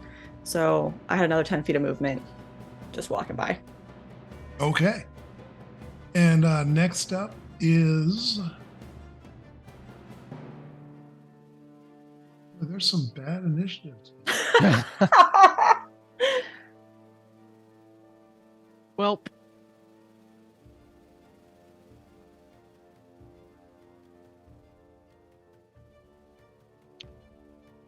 Luciano is next, Okay. it appears. Luciano rolled lower than me. Sorry, I must have missed you. I've got literally over 300 things on this initiative list. Well, And- that's why I didn't want to assume I was Thank you. next because I thought you had a lot of kobolds on the initiative list too. Yeah, I'm going to let them move after y'all. All right. Clearly, I've hosed the shard setup. So Oh goodness. I walk over to the chest that looks like has our things in it, and I see if I can open it. Where is that chest exactly? that chest is over here. Well, okay. I'll use my bonus action to dash. Or no. Alrighty, Yeah. Okay. you dash. Yeah. Alrighty. I'm so happy to see our things that I make a beeline for the chest. You do see it has a big fancy looking lock on it, as only a police evidence chest in transit would look. Can I pick the lock this turn, or do I have to wait till next turn? You can attempt to, though. I will point out there are a whole lot of kobolds around you with various sharp, pointy things that look like they're going to try to do harm to you. In that case, are they actually actively are they threatening me actively, or do they just look They threatening? look like they, as soon as you get close to them, they look very excited, and they're all like, Hmm. I glare at them and say, "These are our things. If you stop me from retrieving them, you will regret it." okay. Yeah. Are you trying to intimidate them or something? Sure. Make me an intimidate roll. 14. Alrighty. Several of them will be intimidated for sure. Okay. Is that it for you, Terja? That looks like it's it for me. Okay. Next up is Luciano. All right. I'm gonna cast. I'm gonna try to scare them. I'm gonna cast. Yes. The thaumaturgy. Okay. Up to 30 feet, just to the ones. So I assume just whatever's in the doorway here. And I'm gonna cause the floor to rumble, and I'm just gonna, yell at them, "Hey, everybody, to the walls!" I'm just trying to get them to step away from the doorway so we can at least clear the doorway. Okay. And you're talking about the doorway near where Cimarine is, right? Yeah. I just Okay. want them to be away from this area so we can at least enter the room safely. Okay. We'll see how they respond to that. It's a couple of lizards and a kobold. Yep. So we'll see when they get to their turn. Is that anything else for you, Luciano? I will just do my best to position myself. I don't want to be by there. I'm gonna come right in here doorway, and just be ready. Okay. Rapier drawn, just ready to stab anything that comes towards me. All righty. So next up is Rafe. I can see through the door here, and I am close enough to reach Cimarine and Luciano. So Yes. I am satisfied with where I'm at. Looks like I can see Kobold 291. That's a great number for a Kobold. That There is a aren't great actually idea. supposed to be that many, but It's just a unique identifier. It's not a big deal. yeah. And I am going to go ahead and I will begin to cast Chill Touch. Okay. And this one sounds a little bit more familiar to everybody. It's not so much about the inevitability of ice as it is about the transgressions. Oh yes. And that is You will, Kobold, I believe you will hit it. Actually, you'll just miss with a 10. okay. My mistake, unless you have something to add to it. Nope, I'm good with that. Okay. So the ground around it and behind it grows frosty, but it is unscathed. And now the kobolds will get their turn.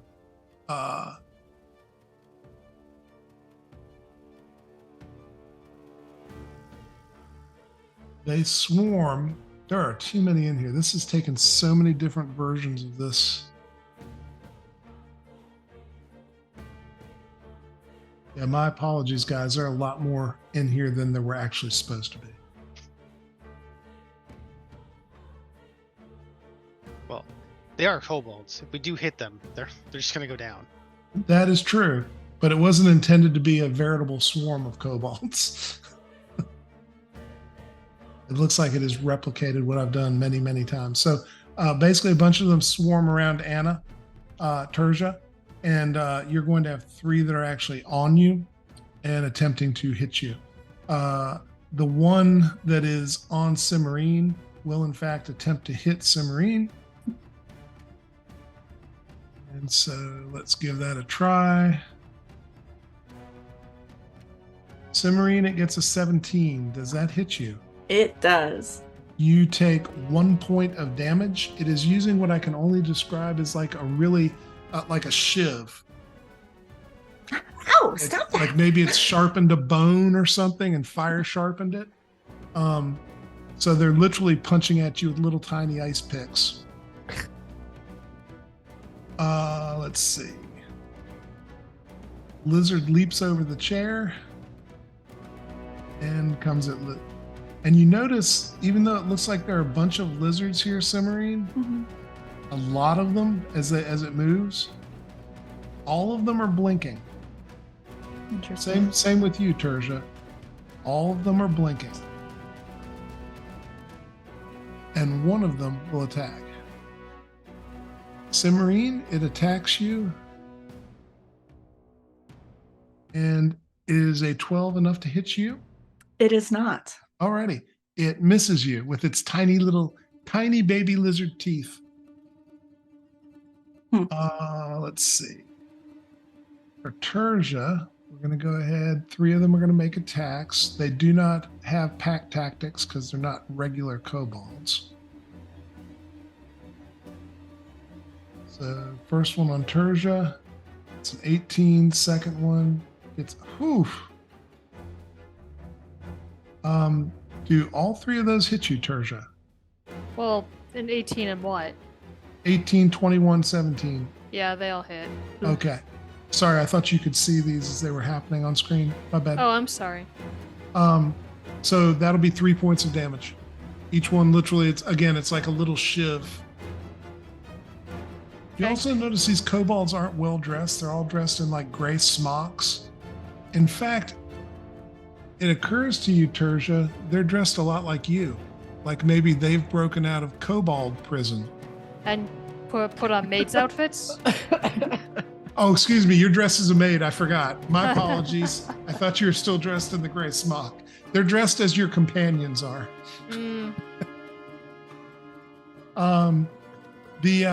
The patron at the back exits through the back door. And he is also blinking. It's the weirdest effect you've ever seen.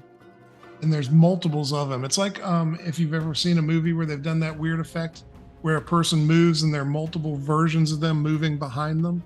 It's kind of like what's going on in here. Did he really leave us to deal with this? He went out the back door, but there are kobolds following him.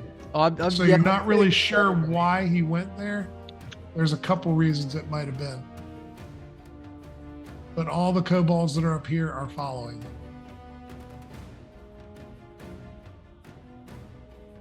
And you can hear him egging them on. He's like, "You won't get me, kobolds. You won't get me." And we're back to the top of the round. Cimarine, what you gonna do? These guys suck. Even though I don't have my weapon, I'm still gonna go ahead and do Primal Savagery, which is a cantrip. Okay. So my wooden hand actually turns like half talons as I swipe to make a melee attack with it on the kobold who stabbed me. Nice. Okay. His AC is a 12. Make a melee spell attack. Gotcha. It's been a minute since I've done one of these. Don't mind me. Oh my god. 9, That is not sufficient to hit. Do you have any inspiration or anything like that? I have the. Oh no, I don't think. Do I still have the D4 from Lucy, or did that fade? Is there a timer? It's still on your And- screen. Yeah, it's still on your the screen. Bardic Inspiration was only 10 minutes. Okay, then nope. It's definitely been longer than 10 minutes. Then no. I thought I only had the one reroll inspiration. You're getting handed a D4, Alex. Take Okay. it. All right, sounds good. Yeah. Sorry. D4, roll that bad boy for a total of 12. That was a great choice, Cimarine, because a 12 is what you needed. What's your damage? Okay, it's going to be 9 damage, and it's acid damage. Cimarine, your arm strikes him. Is that correct? Yes, so it's like my hand comes out as a claw, and I just like strike him down. Gotcha. And as you strike him, he dissolves in a bubbly pool of ichor. Ugh. Icker.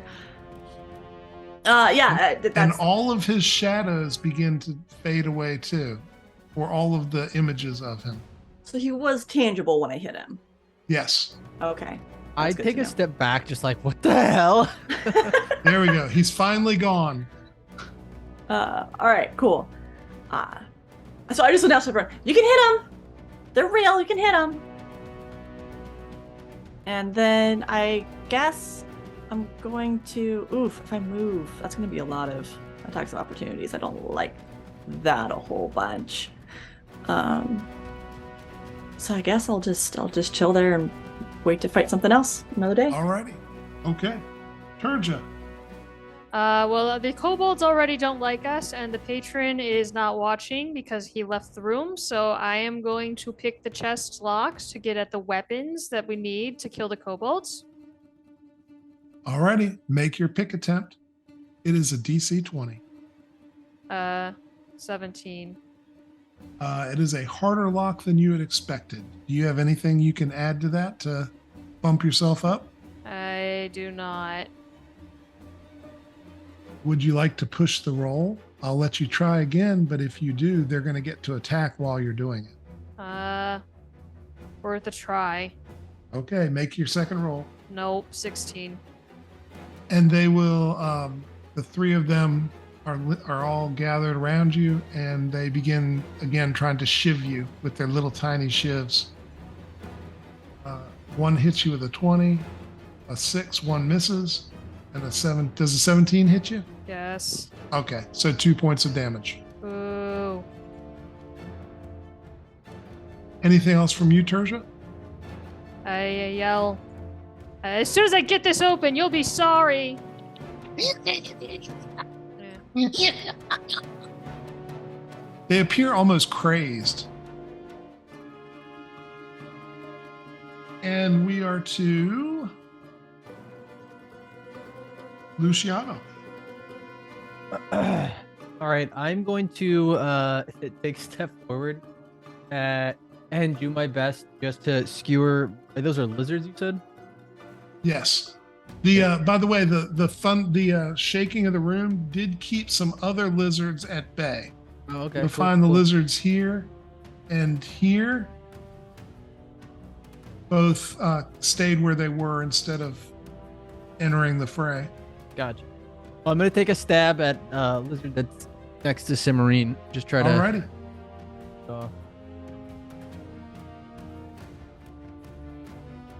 Ooh! That's really good. All right. Roll me your damage. And My Oh, hero. Nice. do I roll critical as a 20?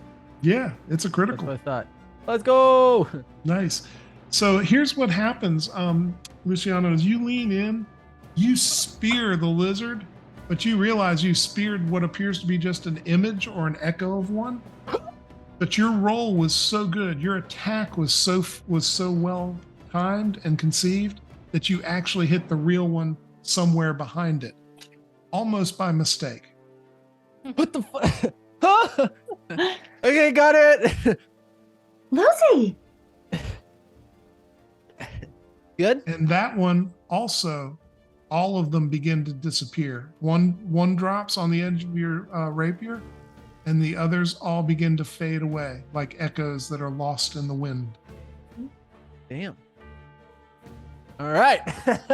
Who's next? Dust in the wind. Yes. All they are is dust in the wind. Luciano, anything else from you? No, I just kind of stand like very proud of myself. Like I don't know what I did, but I'm like, yeah, pretty good. Should do that again. Yeah. Well, Strike a pose. Rafe. As there is currently no one injured enough to require healing, I am going to step into the room. And I will once again take aim at our blinking kobold friend here. I think he's number 266 now. Fair enough. Rafe, I need you to make me a perception roll as you make that move. Okay. Your DC on this is going to be a 13. I did not make it. Okay. Alrighty. Make me your attack then. Okay. Okay, that's Nice. it. Damn. Whoa. Okay. Nice. That is hell yeah. that's a critical. Yep. 11 damage. You tell me what that looks like when you hit a small sentient lizard with a critical hit of frost. So that flying purple blue skull impacts the kobold, and it metaphorically, and I guess in this case literally devours him. Very good. And it also inhales all of its echoes, which I am deleting from the map, Okay. leaving no echoes there. Kobolds get their round. One more moves over towards Anna, and one steps up on the chest, Anna. Actually, it looks like about 7 on the chest. There's no way that many are actually on the chest, but it looks like it. Looks like they're having a rave on top of the chest. And so first we're going to go kobolds on Anna. There will be 4 who get an attack with their little tiny shivs. First one, 22 to hit. Second, Jesus, these dice are good. Thanks. There's a miss. Thanks, Dave. And a 10 doesn't hit you, Anna, does it? No, thank God. Okay. So Thank 2 more God. points of damage from the 2 successful shivs. Rafe, this one moves and all of its shadows move, all of its echoes move with it. Okay. You feel like a small platoon of kobolds is coming after you. Let's see. Lizards come out and run through the door to get away. Everything that's going on has frightened them.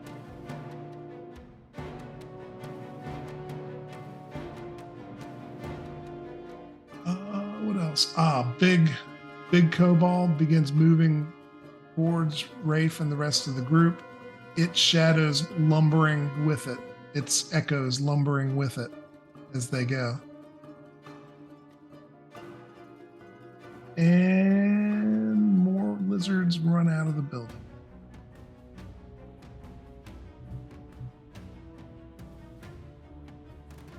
Sorry, guys. Having 5 or 6 times the number of tokens on here was not intentional. All their echoes. Yeah. Well, that's certainly how we're skinning them. Yes. These step up and begin throwing darts. They are going to throw darts at Luciano because he is the very confident looking swordsman that just killed their Oh, yeah. family lizard. And so, Luciano, one attack with a thrown dart at you is Yep. a 7. Nope. A 20 and Yeah. a 20. So you will take 2 points of damage. And you have 2 darts embedded in you, one in your neck and one in your bicep. Oh. Bastards. And you see movement behind the couch from other kobolds. You're just not sure what that movement, what they're doing. I mean, you just can't see them behind the couch. Anna could if she wanted to, but she's busy doing other things. And so that is the end of their. Oh, outside, you hear the patron shout a word, and you can see flames billowing from outside, much stronger than what he was throwing inside the house. And you hear the squeaks of kobolds, probably dying, but certainly under strong duress. And with that, we are back to the top of initiative with Cimarine. Wonderful. All right. Looking at Lucy. You're doing so good. Keep up the good work. Go help Rafe. I'm gonna go help Turja. And I'm going okay. to see how far I can get. Holding my neck dart. Yeah, you're doing great, sweetie. Just keep it up. Make a perception roll, Luciana. Oh, where did it stick? Yep. You don't notice anything right now. Okay.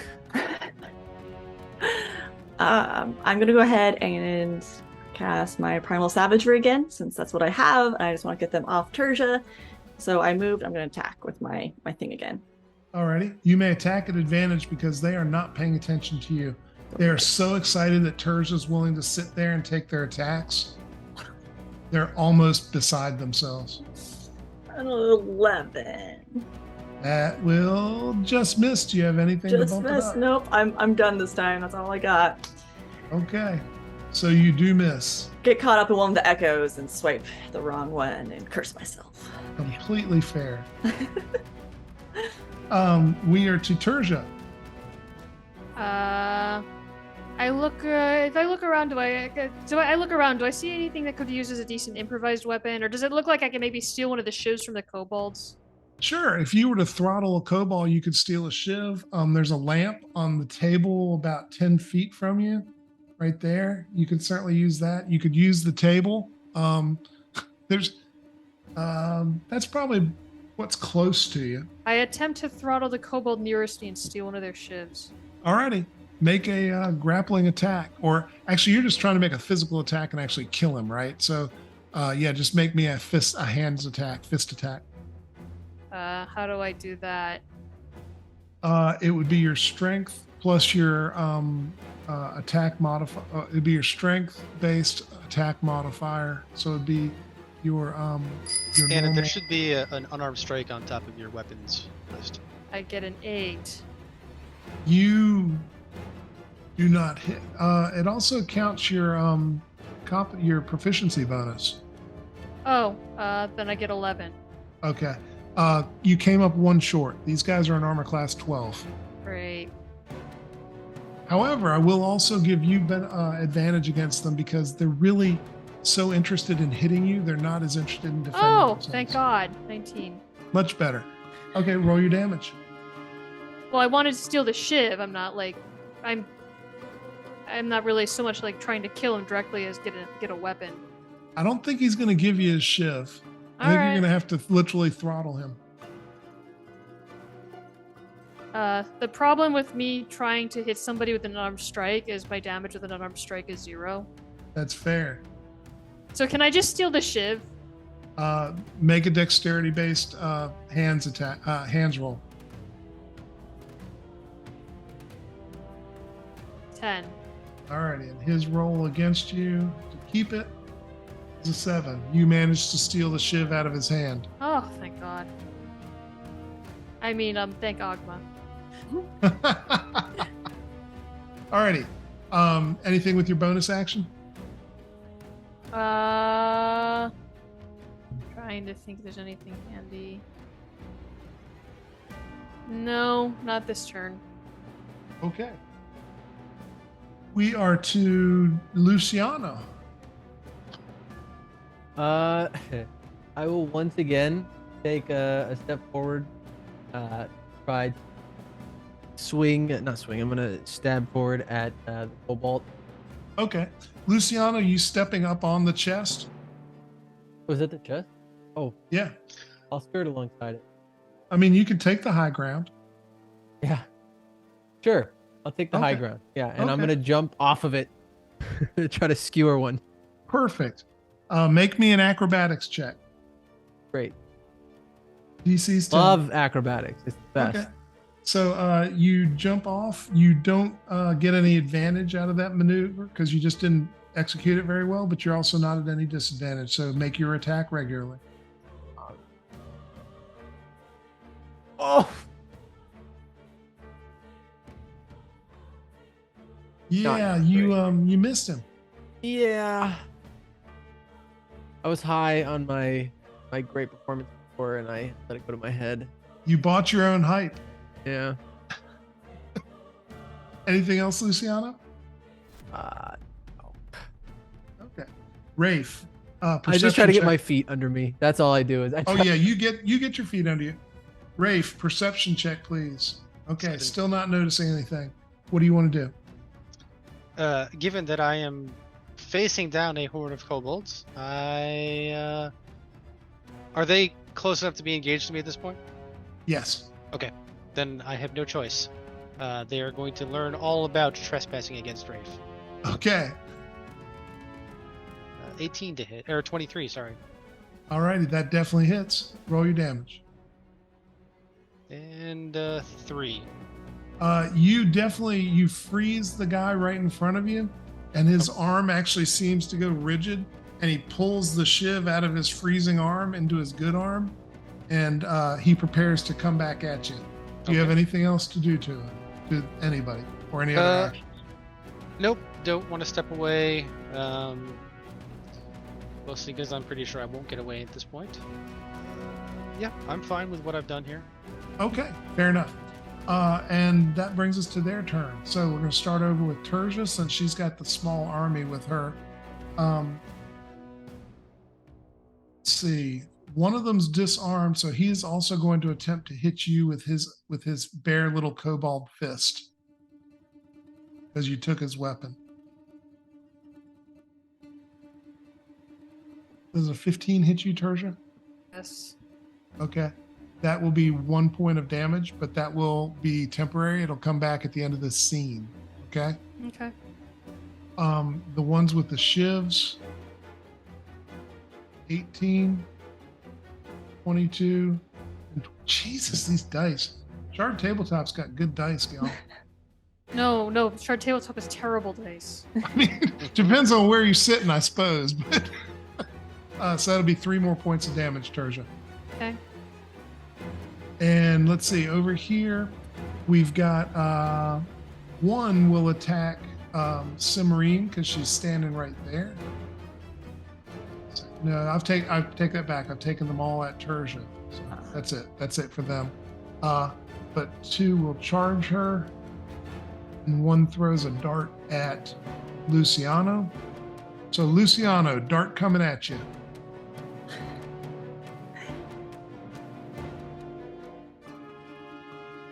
$20 to hit. Yeah. Okay. That'll be 1 point of damage, Luciano. This one sticks in your thigh. Dang it. Well, that looks Tur- painful, Lucy. Yeah, Cimarine, Luciano is holding in like all the curse words right now. Just Cimarine, first one with their shiv misses you. Second one with their shiv does a 14 hit. It does. Okay. You take a point of damage. And he's facing you down. He's like, Love that. Great look. And lastly, we're to Rafe. Rafe, the guy on you will make his attack. Okay. And a 19 hits you? Yes. Okay. So that's 1 point of damage. Okay. And this one that is looking really buff, it and all its echoes move over to Luciano. of course. Luciano, if you've ever seen a kobold that looks like it has the confidence you had a minute ago, this is the kobold. It's like walking towards you going, What do you want? Leave me alone. it actually knows some common. It literally goes, I want you. I don't Russian want you. kobolds? Very nice. I'm flattered. Alrighty. Back to Your patron walks back in, and he looks at the room real quick and gestures and fires a firebolt and hits this kobold in the chair right there. And that kobold is on fire and not going to be kicking for very long with the damage he's taking. We are top of the round. We are Cimarine. So I'm still going to focus on the kobolds that are on Tertia. That's fair. So I'm going to go ahead and do the same thing I did last time, but just more determined this time to hit. So here we go. Got this. Dirty 20. Yeah. Very nice. Nice. What's your damage? It's going to be 4 points of acid damage. Very nice. It does not die, All right, fair enough. but fair it enough. looks really rough. Cool. Cool. Really rough. Anything else from you, Cimarine? Tarsha, just try to get the box. That's it. Okay. We are to Terja. I stab one of the kobolds that's next to Cimarine with the shiv I stole. Can I make You want it to a hit the dagger? one she just put acid on? Sure. Can I make Okay. that a dagger attack, essentially? It is a dagger attack, yes. It does literally 1 point of damage. 11 to hit. That will miss them, actually. I know. I'm sorry to say. You've rolled 11 like 3 times, haven't I you? know. Yeah. Anything else, Terja? I disengage as my bonus action, and I see the table in the middle of the room. I get on the table. Okay, sure. You're a thiefy type, right? Yeah. Okay, I'll allow that. Mobility's your deal, so I'll allow that. That's cool. Next up, Luciano. Very simply, I'm going to lunge at the one that was coming towards me. Want it? You're lunging off of the chest. Yeah. I'm coming down on this dude. Okay. Or this kobold, sorry. Are you looking to get advantage out of the move off the chest? I'm not looking to. No. Okay. I'm just literally just coming off of it, trying to use the momentum to stab down on him. That's fair.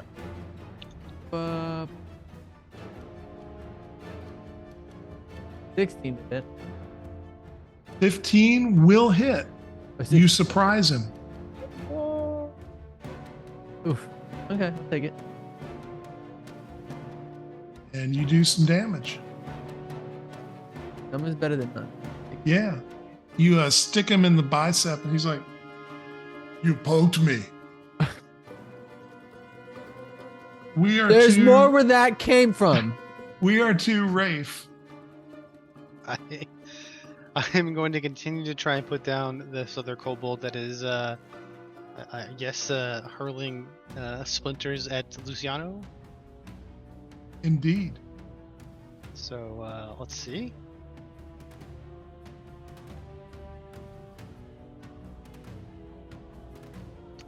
It's not gonna happen. You miss him. You Good try, hit good try. one of the shadows. Yeah. One of the echoes, and the echo does freeze and disappear. Oop. And with that, we are to their turn. So we're going to start this time with the Kobold Mutant facing off with Luciano. Luciano, it takes a swing at you. Okay. And it's using hands that are covered with nailed in plates of metal and wood. Does a 12 hit you? It does not. Yeah. You are lucky. It swings at you and misses and hits the floorboards and puts a hole in the floorboards and pulls its arm back out and next time. Rafe, the one on you will fling try to stab you with a shiv, actually. Okay. Does the 13 hit you? Nope. Okay, it misses. Over Deflected here off my with- mage armor. Say what? deflects off the mage armor. Ah, nice. Yes. The fine shield of energy, arcane energy. Divine energy. Oh, is it divine? My apologies. In Uh, Rafe's case, yes. Ah, fair enough. Yes. Cimarine, you find yourself swarmed by a bunch of these kobolds. Several of them follow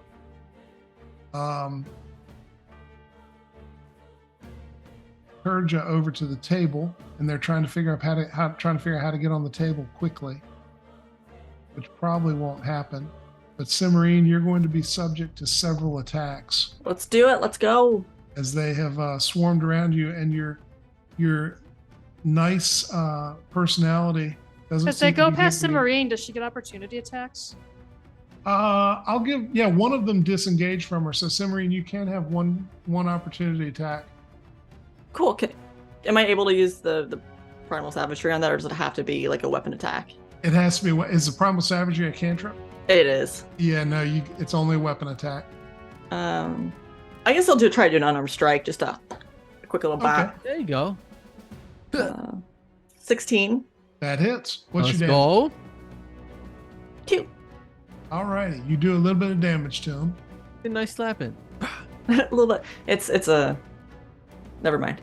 I had something and I lost it.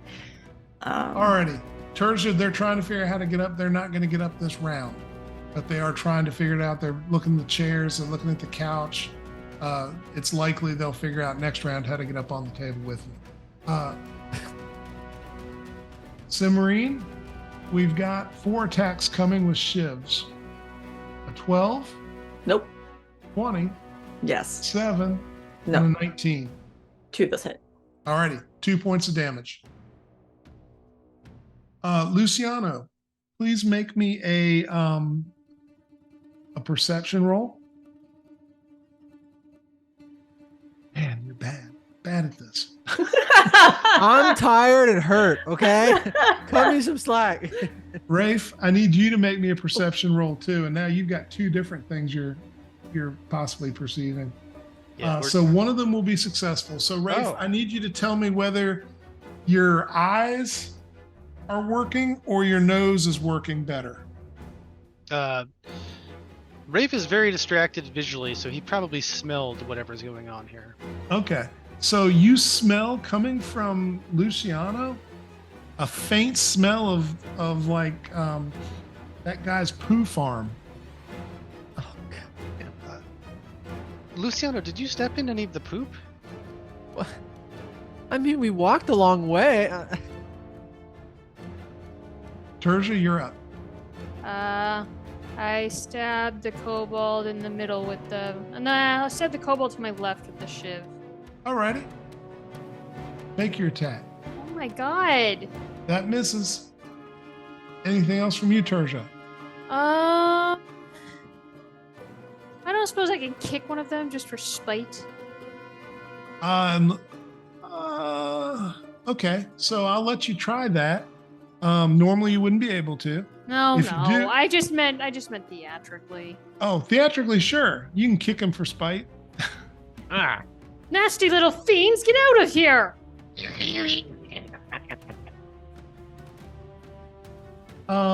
We are to Luciano. I want to reposition. Like I kind of turn so on one side, so that way I can kind of bring my my rapier in. I'm trying to go for a real mid chest point on this this mutant kobold. Okay. Trying to line it up as best I can. Let's see. Oh. So, wide. Luciano, you tried to hit the kobold with your rapier. You missed. Would you like to push it and try again with the possibility of dire consequences if you fail? Absolutely. Okay. Let's go. There you go. Oh, let's go. That's a good hit. I quickly readjust and That's a good hit. swipe again. He, it looks like you've actually taken some of the wind out of him with that hit. He's looking at you going, Oh, you. But you're not sure his heart's in it at this point. Yeah. Hey, take a breather, buddy. You can back up. You can take a step back. Any other actions from you, Luciano? No. Okay. I just caught it again. I'm trying to get steady, make sure I'm ready to go again. Okay. I would like you to please make me a perception roll, Luciano. Okay, it's about time. That's a good roll.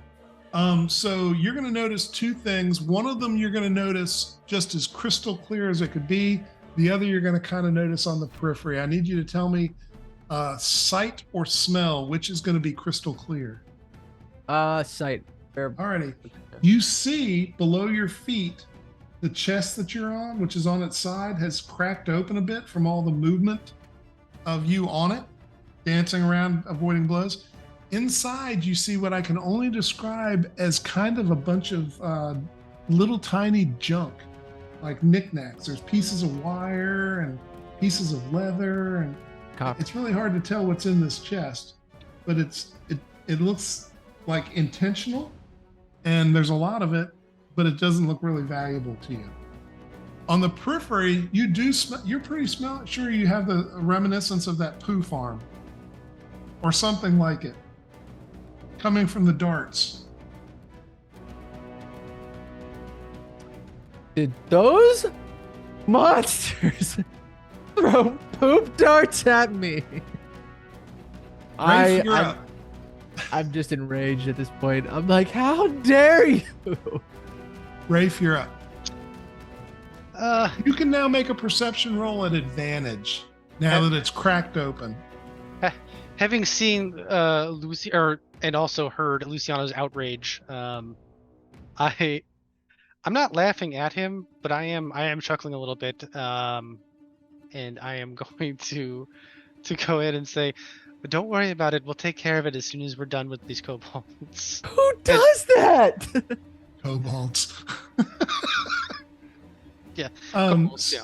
So, Rafe, you see, as you glance down at the chest, a few things have spilled out of it, including a copper wire. And you realize this is a chest that's full of just random spell components. Yeah. Okay. Yeah. So, I don't have time to tell him that it's probably just Bakwano. So, sorry. I'm gonna try and hit this kobold again. Okay. I don't think a 9's gonna do it though. A 9 does not do it. Yep. Would you like to?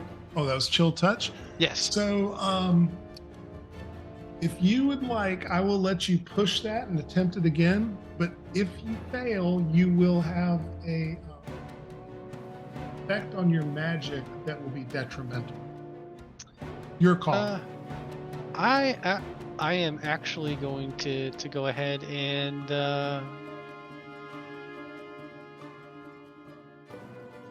pass on that opportunity, I think. Fair enough. Probably smart, not nearly as much fun. Right.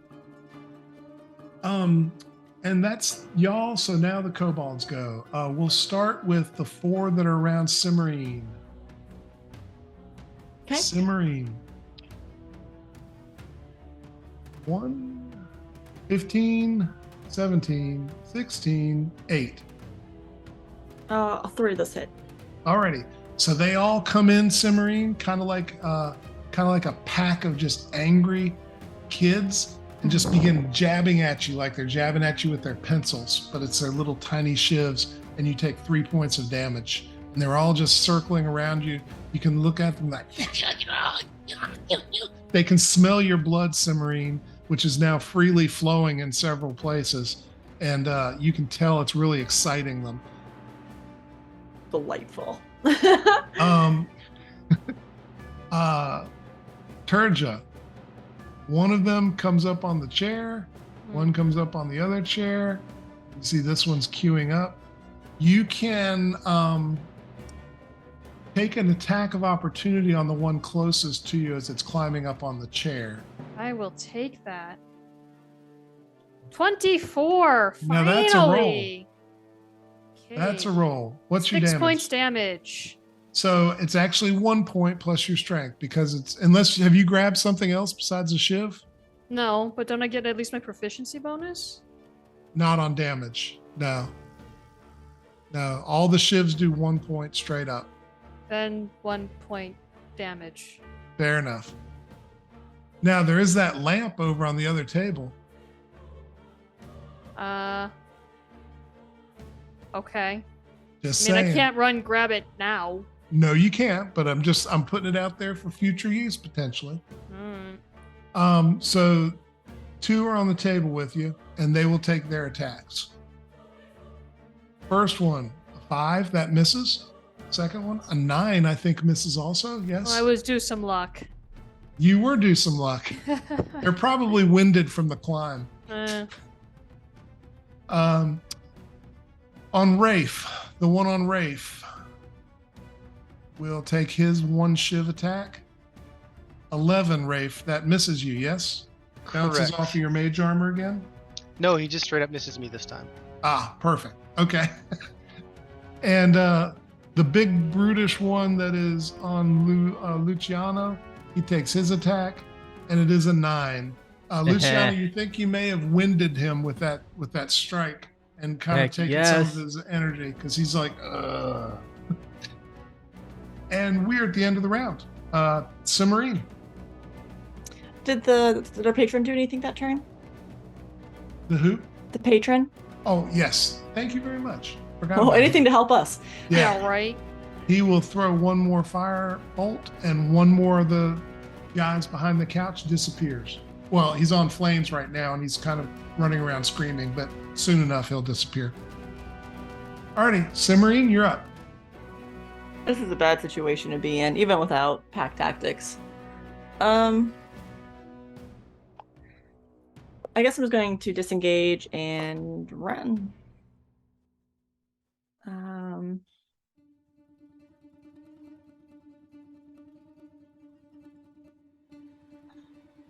I'm gonna run towards our patron.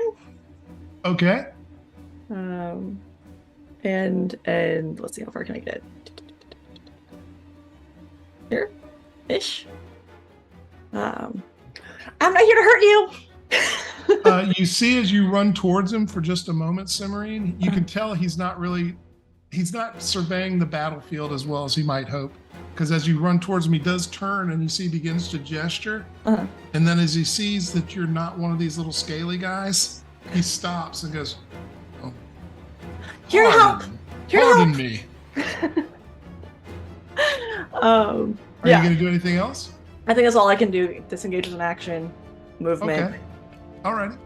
We are Good play, to sir. Terja. Got a third. I no. disengage from these guys. I head the 30 feet this way, and as I go, I grab the lamp. Nice. You have the lamp in your hands. It's a very nice, really ostentatious Waterdavian noble lamp made of metal with crystal on it and a shade. Does that mean that it'll do a decent amount of damage if I whack somebody on the head with it? Oh yeah, it's like a club. Okay, Yeah. perfect. Yeah. And in fact, it's kind of like it's like a candelabra almost, a thick one. So Mm, you'll actually get +1 to hit with it I'll take it. because it's just big. Anything else, Terja? Nope, that's my action, bonus action, and movement. So, Alrighty. but you know, no, I'm done. Luciano. Yup. I'm gonna quickly, because this guy seems tiring. I'm gonna go for another jab. This time aiming for his shoulder. No, I'm gonna aim for his thigh. I want him to know what it felt like. So I'm gonna aim for his thigh.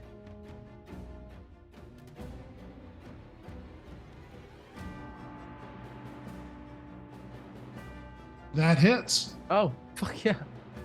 Roll your damage. If you roll well, yep, he's done. Ha!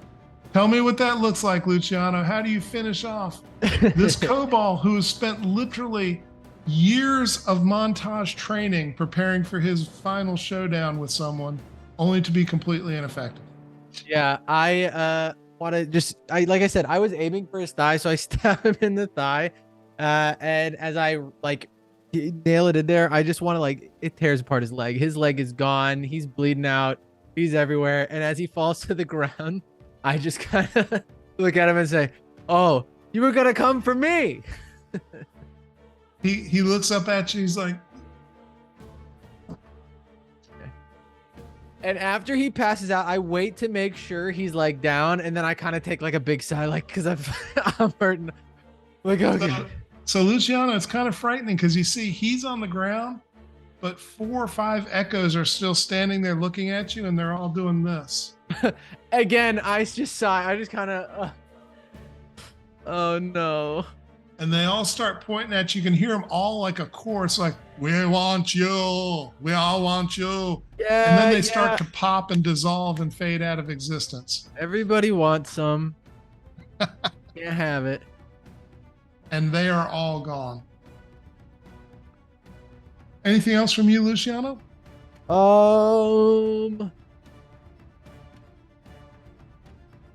And I guess that's not a cantrip as a bonus action. Nope. I will. Yeah, I'll end it. Okay. Rafe. I think at this point there's only one real option, which is to cowardly run away. So I'm going to go ahead and use a bonus action to cast Misty Step, and I'm going to move 30 feet this way, away from this pack of creatures. Okay. And then I'm going to go ahead and use my move. Actually, I'm going to use the rest of my action to get all the way over here. Okay. Who in the group has an intelligence of 12 or greater? Yeah. I think everyone does. Okay. If you have an intelligence of 12 or greater, everyone can make a intelligence roll. I'm looking for a DC of 11 or better, please. That's good. That's good. Boy, the intelligence checks are flowing hot and heavy here. Mine fell to the ground. So if you made the check, which I think was everybody except Luciano, you would have noticed as you're kind of surveying the battlefield that the echoes seem to have mostly gone away, and mostly what you have at this point are real kobolds.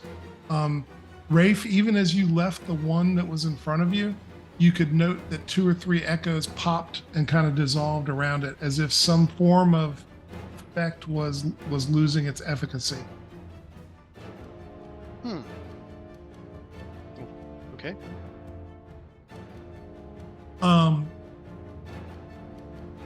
Rafe, you have anything else to do? No, I've used my entire action and bonus action. Okay. So the patron, sorry, I didn't mean to move you, Rafe. The patron steps over, and you see he gestures into his own living room, and a ball of fire erupts right here. And it will take out several of these guys because it does more damage than they can possibly deal with. And yes, he has thrown fireball in his own living room. Hey, if he wants to burn his house down, that's his That's on business. him. His furniture is on fire, but he seems a little bit shaken by this whole episode. Let's see, others. So you notice here, there's one that was facing off with Rafe and is now moving towards Luciano, and will take his attack with a shiv. Does a 12 hit you, Luciano? No. Okay, he misses you. You've got a couple here. One closes with Terja. One closes with the patron. One moves a little bit and then throws a dart at Cimarine. So we're going to go Cimarine first. 12. Does that hit you, Cimarine? What was that? 12. No, it does not. Okay. Terja, 13. Yes. One more point of damage, please. And the patron, they get a 12, and that will not hit him. Okay. Let's see. Luciano is missed. You do see there's a door going down that a bunch of these kobolds here have moved through, and they appear to have taken the chest with them. Oh, God. And the door is closing behind them. We are top of the round. Cimarine. Well, that's unfortunate. Looking as Rafe just runs by and strongly considers this. You could withdraw. Only one of them would be able to get an attack on you if you wish to. Because our stuff is gone. This It's is bad. going. Your stuff is going downstairs. Oh, it's going downstairs. Okay, so I'll. Yeah, I mean they're going into a trap door down. Okay, sorry. This opens up a whole new avenue for me. Then we're gonna go chase some kobolds. Like a raccoon with something shiny. It's still possible. Let's go.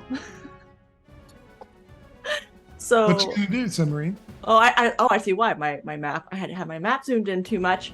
Yeah, we're gonna run over here and. Hey, stop that! That's ours. So Okay. run and I'll attack.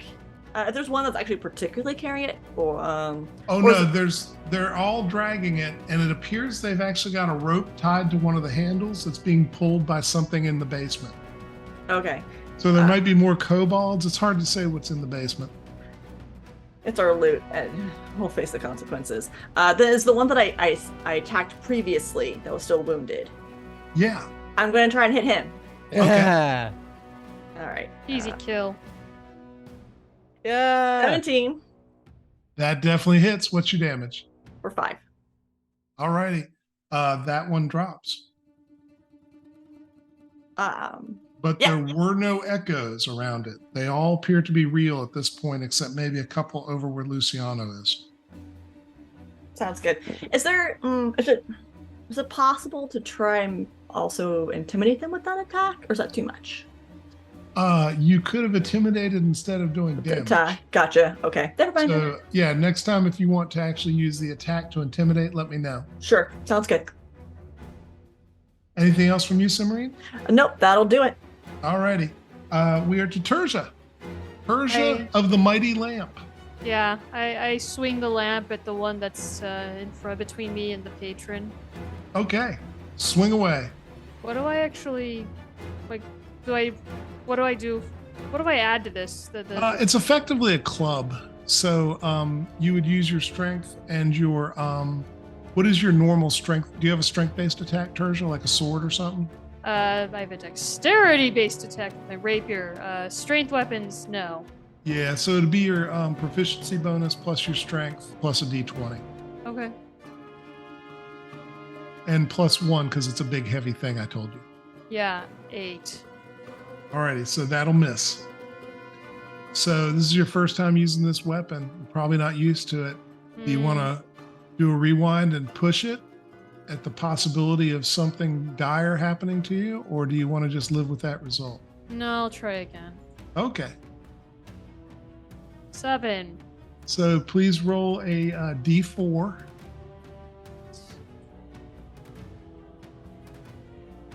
Four. You take 4 points of damage. You have hit yourself with this. Of as you course, try I to- get the good hit when I'm going to give myself damage. Of course. As it will always do d4 damage, Tertian. This weapon. It's a Oh. lamp. Wait, then why did you have me roll a d4? It's a d4 damage for the lamp. It will Oh. always be a d4 damage. No, no. Whether you're hitting you, hitting them, hitting your friends, doesn't matter. It's always a No. d4. What I meant was, of course, I maxed out when I was going to hit myself. That's fair. Yeah. Yeah, you've been on a lucky streak tonight. Hmm. Anything else, Tertia? No. Okay. Well, you know what? Yeah. Actually, no. I take it back. I'm going to keep running towards Rafe. I didn't use my bonus action yet, so I'll use that to disengage, and I'll run towards Rafe. Alrighty. Are you going to actually give the opportunity attack for the kobold? No, bonus action disengage. Ah, my bad. Thank you. Okay. So yeah, you're over near Rafe. Good job. Luciana. What is the amazing Luciano going to do this time? I kind of roll up my sleeves. Like one more. I can do one more. And I kind of swing at it, just like I'm at this point, I'm more just like muscling it than doing any kind of finesse. I'm just trying to get the pointy part to stick into the kobold. So I will tell you, Luciano, as punch drunk and tired as you are, because I know you've been pushing yourself basically for every scene that we played this week and last. I will let you attack recklessly like a barbarian if you wish to. That will give you advantage, but it will also give opponents advantage against you. I will take it. Okay. It's a good attack. You should go ahead and roll again because you might get a 20. Okay. Bad. We'll take All it. right, what's your damage? 7 pierce. You drop him. Ah! Just But- swing and hope I see him drop, and I just But there are still 3 standing there looking at you. kind of hunched over at this point, waiting. I'm just kind of taking like a, come on. And as you kind of look back up at them in your punch drunk state, you see they're all fading as they were just echoes. I feel like I'm still like, I'm honest. So I like, even though they're fading, I'm still just like, are we going? Where's the next one? Come on now. We are to Rafe. Oh, sorry, Luciano, did you want to do anything else? No, that's really it. The Okay. next thing I want to do is I walk over to this chair and I just kind of like lean against it real quick. It's Just a kinda comfy looking chair. Yeah. No, I'm standing. I'm just kind of like taking a shoulder. Just, Okay. Rafe. How bad do you look, Tertia? 5, I'm pretty bad. She's got a lot of tiny holes in her. Yeah. Given that Rafe will reach out and grasp her shoulder, and he'll intone his usual prayer, thank the Maker, for the Maker can make you whole. And I will cast Cure Wounds. Let's see, at first level, and you will recover 8 hit points, Tertia. Thank you, Rafe. Sir. Very good. Anything else, Rafe? No. This is a pretty good place for Rafe to be. Plenty of cover from kobolds, and nothing tried to kill him. Alrighty. Their turn. Kobolds. One comes over the chair, and it's going to attack either Terja or Rafe. I'm going to roll high-low. If it's high, it's Rafe. If it's low, it's Terja. It is high, so he attacks Rafe, flying through the air. He will hit with I assume 23 hits you, Rafe. Oh, yes. Yeah. Again, he's got this little tiny shiv, and he only does 1 point of damage to you. Ow! But he does plant it in your bicep, and he's holding on to it. So he's literally right there at chest level, looking at your face, going, "Ah," and he's clawing at your face, trying to figure out how to hurt you with his little taloned hands.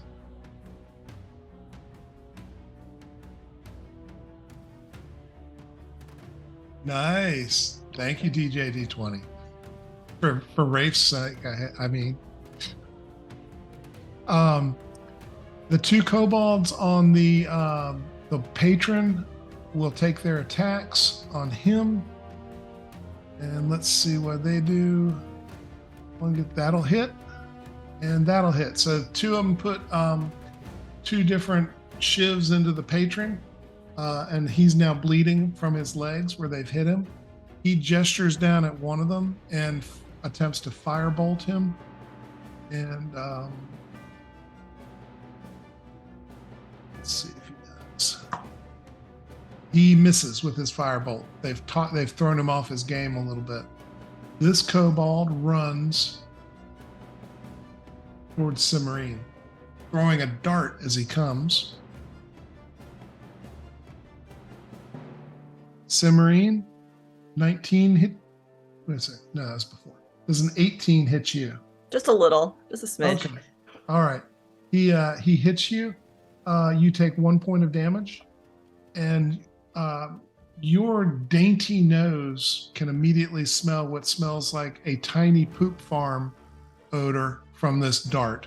And looking at it, you can see it's planted like here in your forearm. Mhm. You can see that it's been dipped in manure or poop or something to give it a little extra oomph. Love that. Yeah. Cool. And that's the end of their go. So we're back to the top. Cimarine, you're up. Okay. No movement happened on the chest. The chest is out of sight. It's in Outside? the hole. It's in the hole now. And you can hear it going clatter as it's clattering down some steps or something, because it's a chest that makes a lot of noise. Gotcha.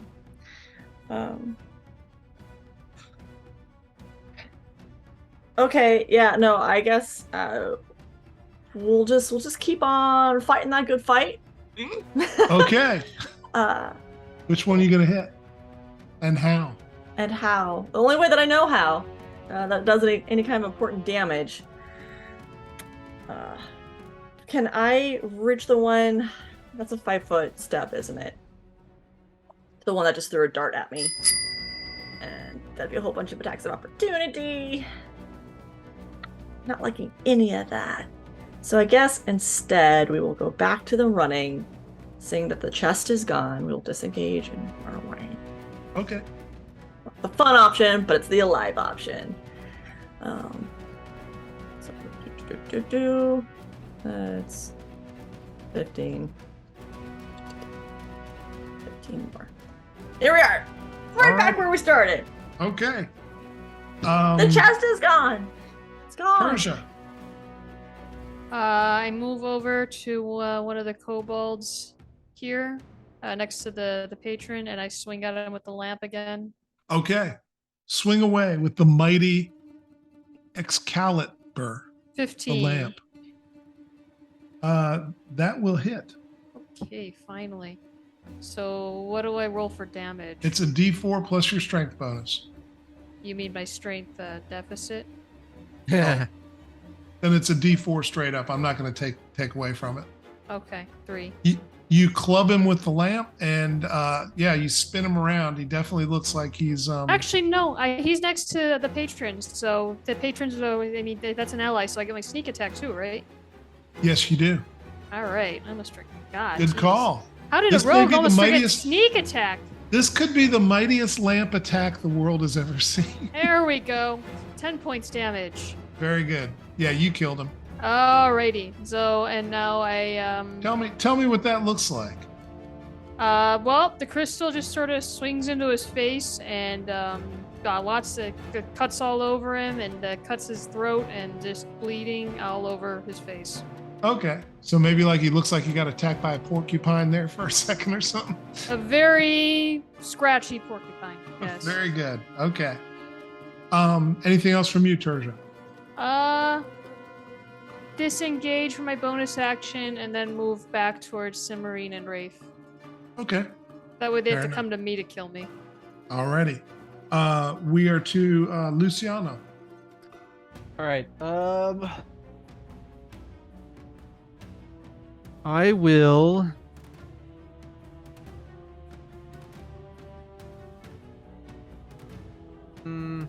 Luciano, you're really tired. Yeah. I will offer you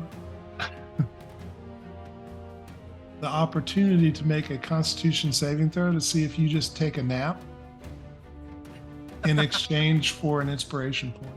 Sure. Make your con saving throw. DC's a 13. Oh, you basically sit down in the chair just for a second, Luciana, just for a quick breather, and go completely dead to sleep. And you have a point of inspiration. I imagine I take one. Like I tried to stand up from leaning down, and I just kind of slept. Rafe.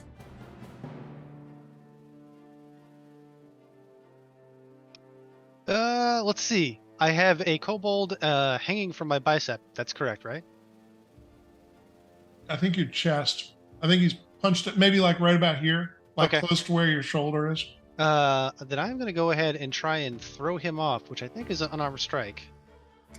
Sure. I will tell you if you try to make any kind of 2-hit type attack, I'll give you advantage because he's right there on top of you. If that's an option for you. I guess so. Yeah, It makes more sense to try and throw him off than to try and cast a spell at him, though. Okay. Mostly because spells require moving around. Fair. Well, that's a good strike. There you go. So yeah, he takes 1 damage, and hopefully I dislodge him. Make me a strength roll. Okay. Athletics. We'll have him do the same. He got a 12, minus 2 for him, so he's at a 10.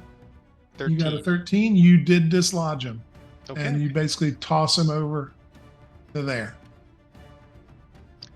Ah, a nasty little thing. And as soon as he hits the floor, Rafe, he's looking for his shiv, finds it, picks it up in his greedy little hand, and you can tell he's gonna come scrambling right back towards you. He's like, Okay. Then I guess I am going to use Terja to keep me safe. fair enough. And that's it for me. Alrighty. So so let's go. We'll go patron first this time. He is going to try to fire bolt the one right in front of him. Let's see if he's able to hit. That will not hit. He misses with a firebolt, probably because it's right on top of him. And then these guys, so first, Cobalt attacking with a shiv on the patron. Gets a 9, misses. Cobalt moves towards, actually after Rafe, but stops to stab at Terja because she's big and in the way. 22, that will hit. 1 point of damage, Terja. This kobold comes to the trapdoor, turns, and flings one last dart over at Cimarine. Misses. And several of these kobolds have now disappeared down into the cellar. Alrighty. That is their turn. We're back to top of the round. Cimarine, what do you want to do? I am actually gonna take a second. I guess we're close. I want to heal myself, but that's fine. Everything's fine. You do see, by the way, Cimarine, that Luciano is laying back in a chair, snoring as hard as you've probably ever heard him. In fact, yeah, he's almost falling out of the chair. He's like ass sliding forward in the chair. Get a bard, they said. It'd be fun, they said. Then we'll just it's a good fight. We're gonna move and we're gonna claw and we're gonna hope for the best. I'm going to attack that kobold. Hitting the right button though. No, we're not. It's a 9. That misses. It was a pretty Oops. frantic. I am been running all over the place, kind of losing track. Even though there's not a lot of people here, I'm a little frantic. It's just isn't quite connecting anymore. So you're kind of attacking out of desperation. Mhm. You want to push it? You want to take another shot with the possibility that something bad happens? Sure, because Okay. that's not the first time I've done something like that. That happened. All Live right. large.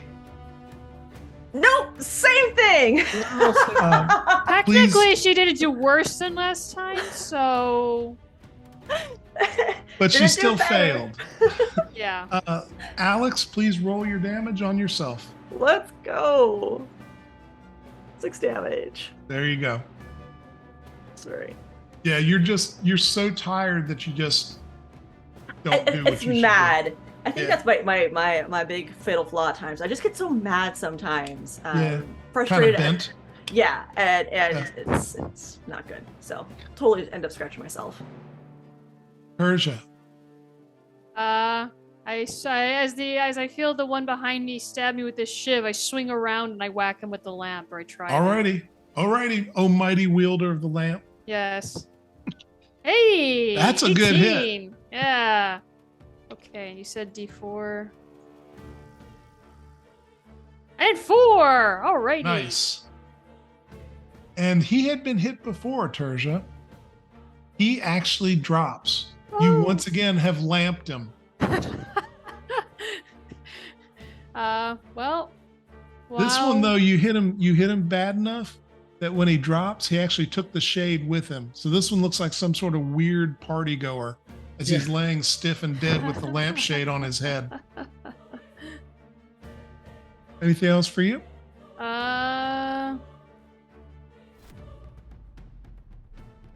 If I move over towards this guy, toward the patron, can I use my offhand attack on the other one? What is your offhand attack? Just I still have the shiv that I stole from the kobolds. Basically, I would just swing the shiv at him. Sure. Cool. I realize at most I can only get 1 point of damage, but I figure it's worth a try. But as you can testify to, that adds up. Yeah. So, well, there's only one of me, and there were like 20 of the kobolds, which helped That's the fair. kobolds. But dirty 20. That hits. So my 1 point of damage.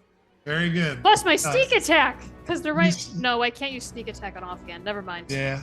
Oh well. But I got 1 point, huh? Yes, you did. Luciano, sweet dreams. Rafe.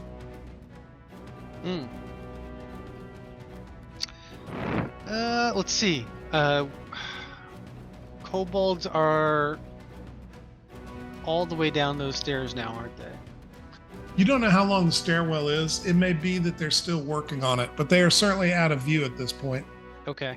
Then I suppose I will head over here and take a look. Can I see down the stairwell here? Well, there is a kobold standing there, and currently the trapdoor is only a little cracked, like Okay. maybe that far. Then, as I approach that kobold, I will attempt to put him down with another chill touch. Alrighty, make your attack. No dice. Okay. Yeah, I walk up to him and no magic happens. Very good. And he will turn and strike at you Okay. because you're there. You're his favorite kind of person. You're there. Mhm. You take a point of damage All right. from his nasty little shiv. So small, so terrible. This guy is going to attempt to leap back towards the couch and get away. So, Terja, you can take an attack of opportunity. Cimarine, you can take an attack of opportunity. Excellent. The patron cannot because he is only using spells. I swing lamp and get 7. Okay, I'm Cimarine, gonna go for a bop. Got a 14. that hits. Roll your damage. 2 damage. Yeah. You strike him a glancing blow. It does not stop him, but it definitely kind of spins him for a minute and slows down his movement. So he doesn't get full movement. He'll only get half movement, which puts him on the couch. Gotcha. Cimarine, we're going to just flow right into your go. All right, yeah. What is After your- like just poking myself, I'm gonna go ahead. I say something in Sylvan. I don't think anyone else here speaks it. We're just gonna do a little touch on self and heal ourselves a few hit points. Okay, 7 to be specific. that's a nice heal. And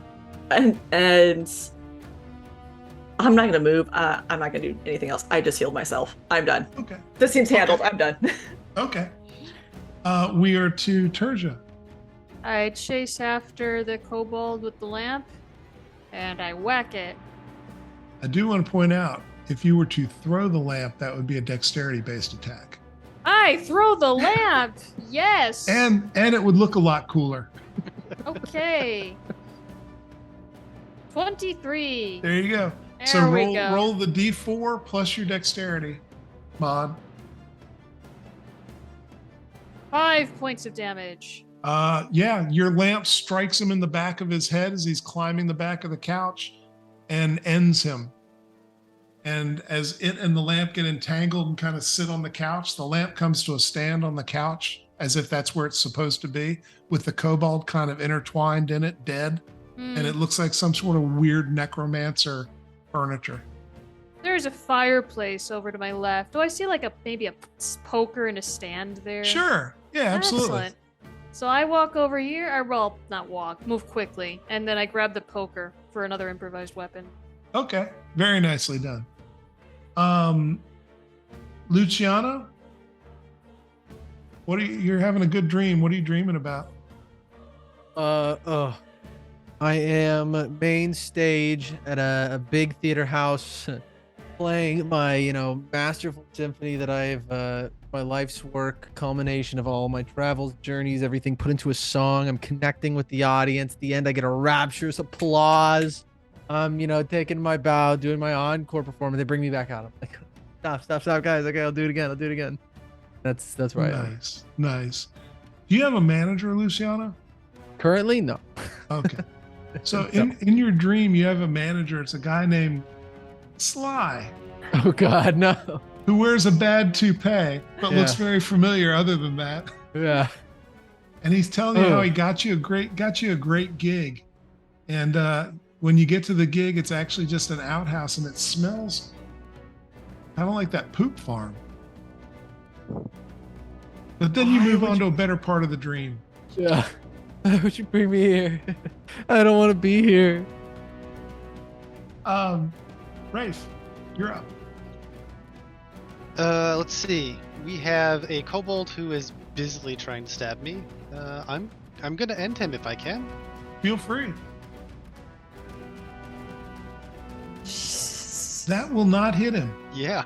You think, Rafe, you're having a tough time because you're under this just frenetic assault of something that has no care for its own life and only lives to poke you with sharp objects. Yeah, it's angry. I'm getting that. Yeah, it's like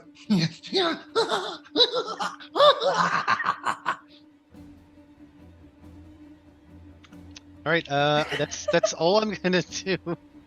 okay. It attacks you. All right. And does an 11 hit you?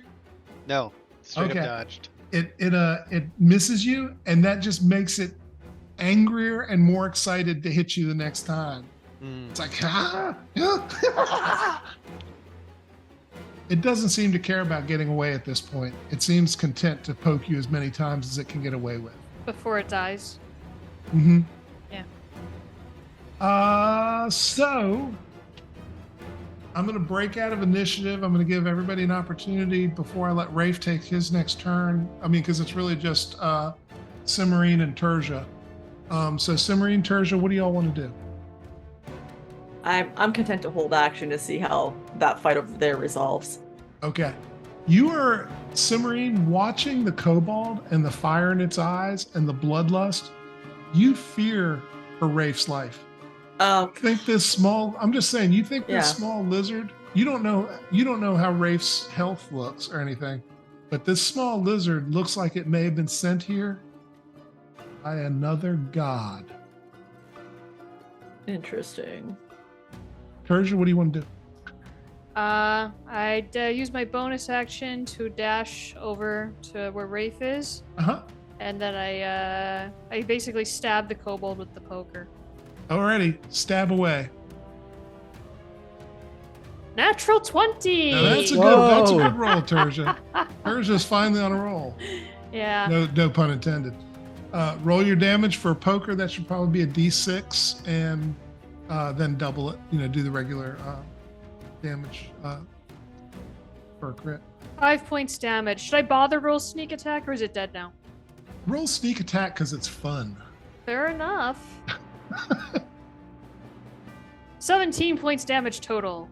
Nice. I mean, how often do you crit on a sneak attack? You should enjoy that. Exactly. Yeah. So that is an obliterative attack, Tertia. Tell me what it looks like. Well, I guess the poker just goes straight through him, which Okay. I did not expect. You found his weak spot. Yeah. Apparently, there's like a hole in in a kobold's rib cage that if you hit it in just the right That's spot, right. it just goes right through. That's right. It's kind of like a toy where if you hit the right spot, they fall apart. Exactly. Alrighty. So the patron moves and is looking at your group. He says, "You are the ones that Sly brought, correct?" Yes, he's around here somewhere. Just, I don't think he likes kobolds very much. He looks in from the porch, actually. Is it safe to come in yet? Thanks for the help. I believe don't so. fight. We noticed. So the patron says, "I'm pleased to make your acquaintance, but we will have to exchange pleasantries later. They have your equipment. You will be of no use to anyone without it. I suggest you pursue them." Looking down the trapdoor now, can I see anything? You see the staircase goes about 15 feet down into a dark, very poor, you can see very poorly flickering light, very poorly lit flickering. But it's definitely looks like a root cellar or a big wine cellar or something like that. Okay. You don't hear them, and you see one dead at the bottom of the stairs. So you're not exactly sure what happened, but something happened. Well, they're gone from the stairs now, so if we're going to catch them, we need to move. The patron looks over at Luciano across the way, who's still snoring, and he gestures, and you see Luciano's nostrils contract, and his mouth gets pushed in as if there's a hand over his face cutting off his air supply, and he wakes up. And the patron says, "Wakey, wakey." Is this hell? There's more work to be done, I think. He lifts the Have I not trapdoor done for enough? you and gestures. He goes, "I haven't been down here in years, so be very careful. I usually keep this locked so nothing comes up and out of it." And as you gaze into the abyss below you, listening to the chittering of kobolds and other creatures, we will end for this week. It is a good stopping. Indeed. Let me find my production bit. There we go. So,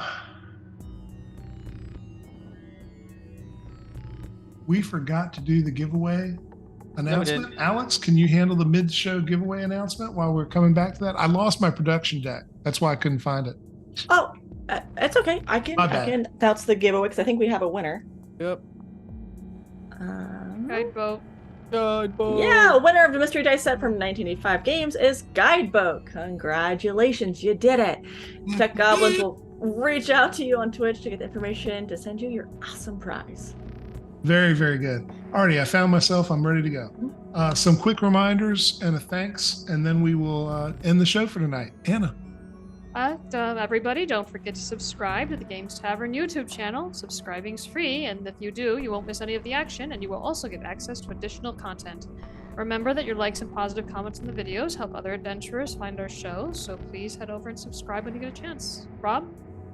We have a lot of things going on here at the Games Tavern. On Tuesdays, we have a Call of Cthulhu show that goes on in the modern eras called the Omega Files that involves our friend and current DM, David.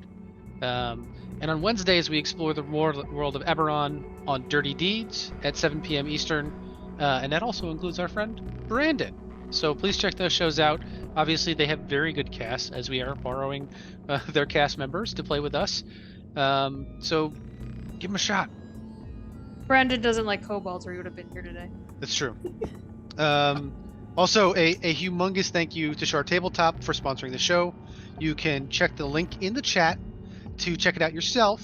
Use the code TGTShard20 to get a 20% discount on your DM Pro and other subscriptions. Obviously, we can't say enough good things about it, and even though David felt like he was struggling, I mean, it's still delivered. I just want to go on record. That is strictly a user error. I have not invested nearly enough time figuring out what I'm doing, and I have very high aspirations. So no offense to Shard, it's all on me. All right, and I think that's it for us. Very good. Everyone have a great week. We will see you next week, same time, and we'll see where things go in the basement. Seeing you.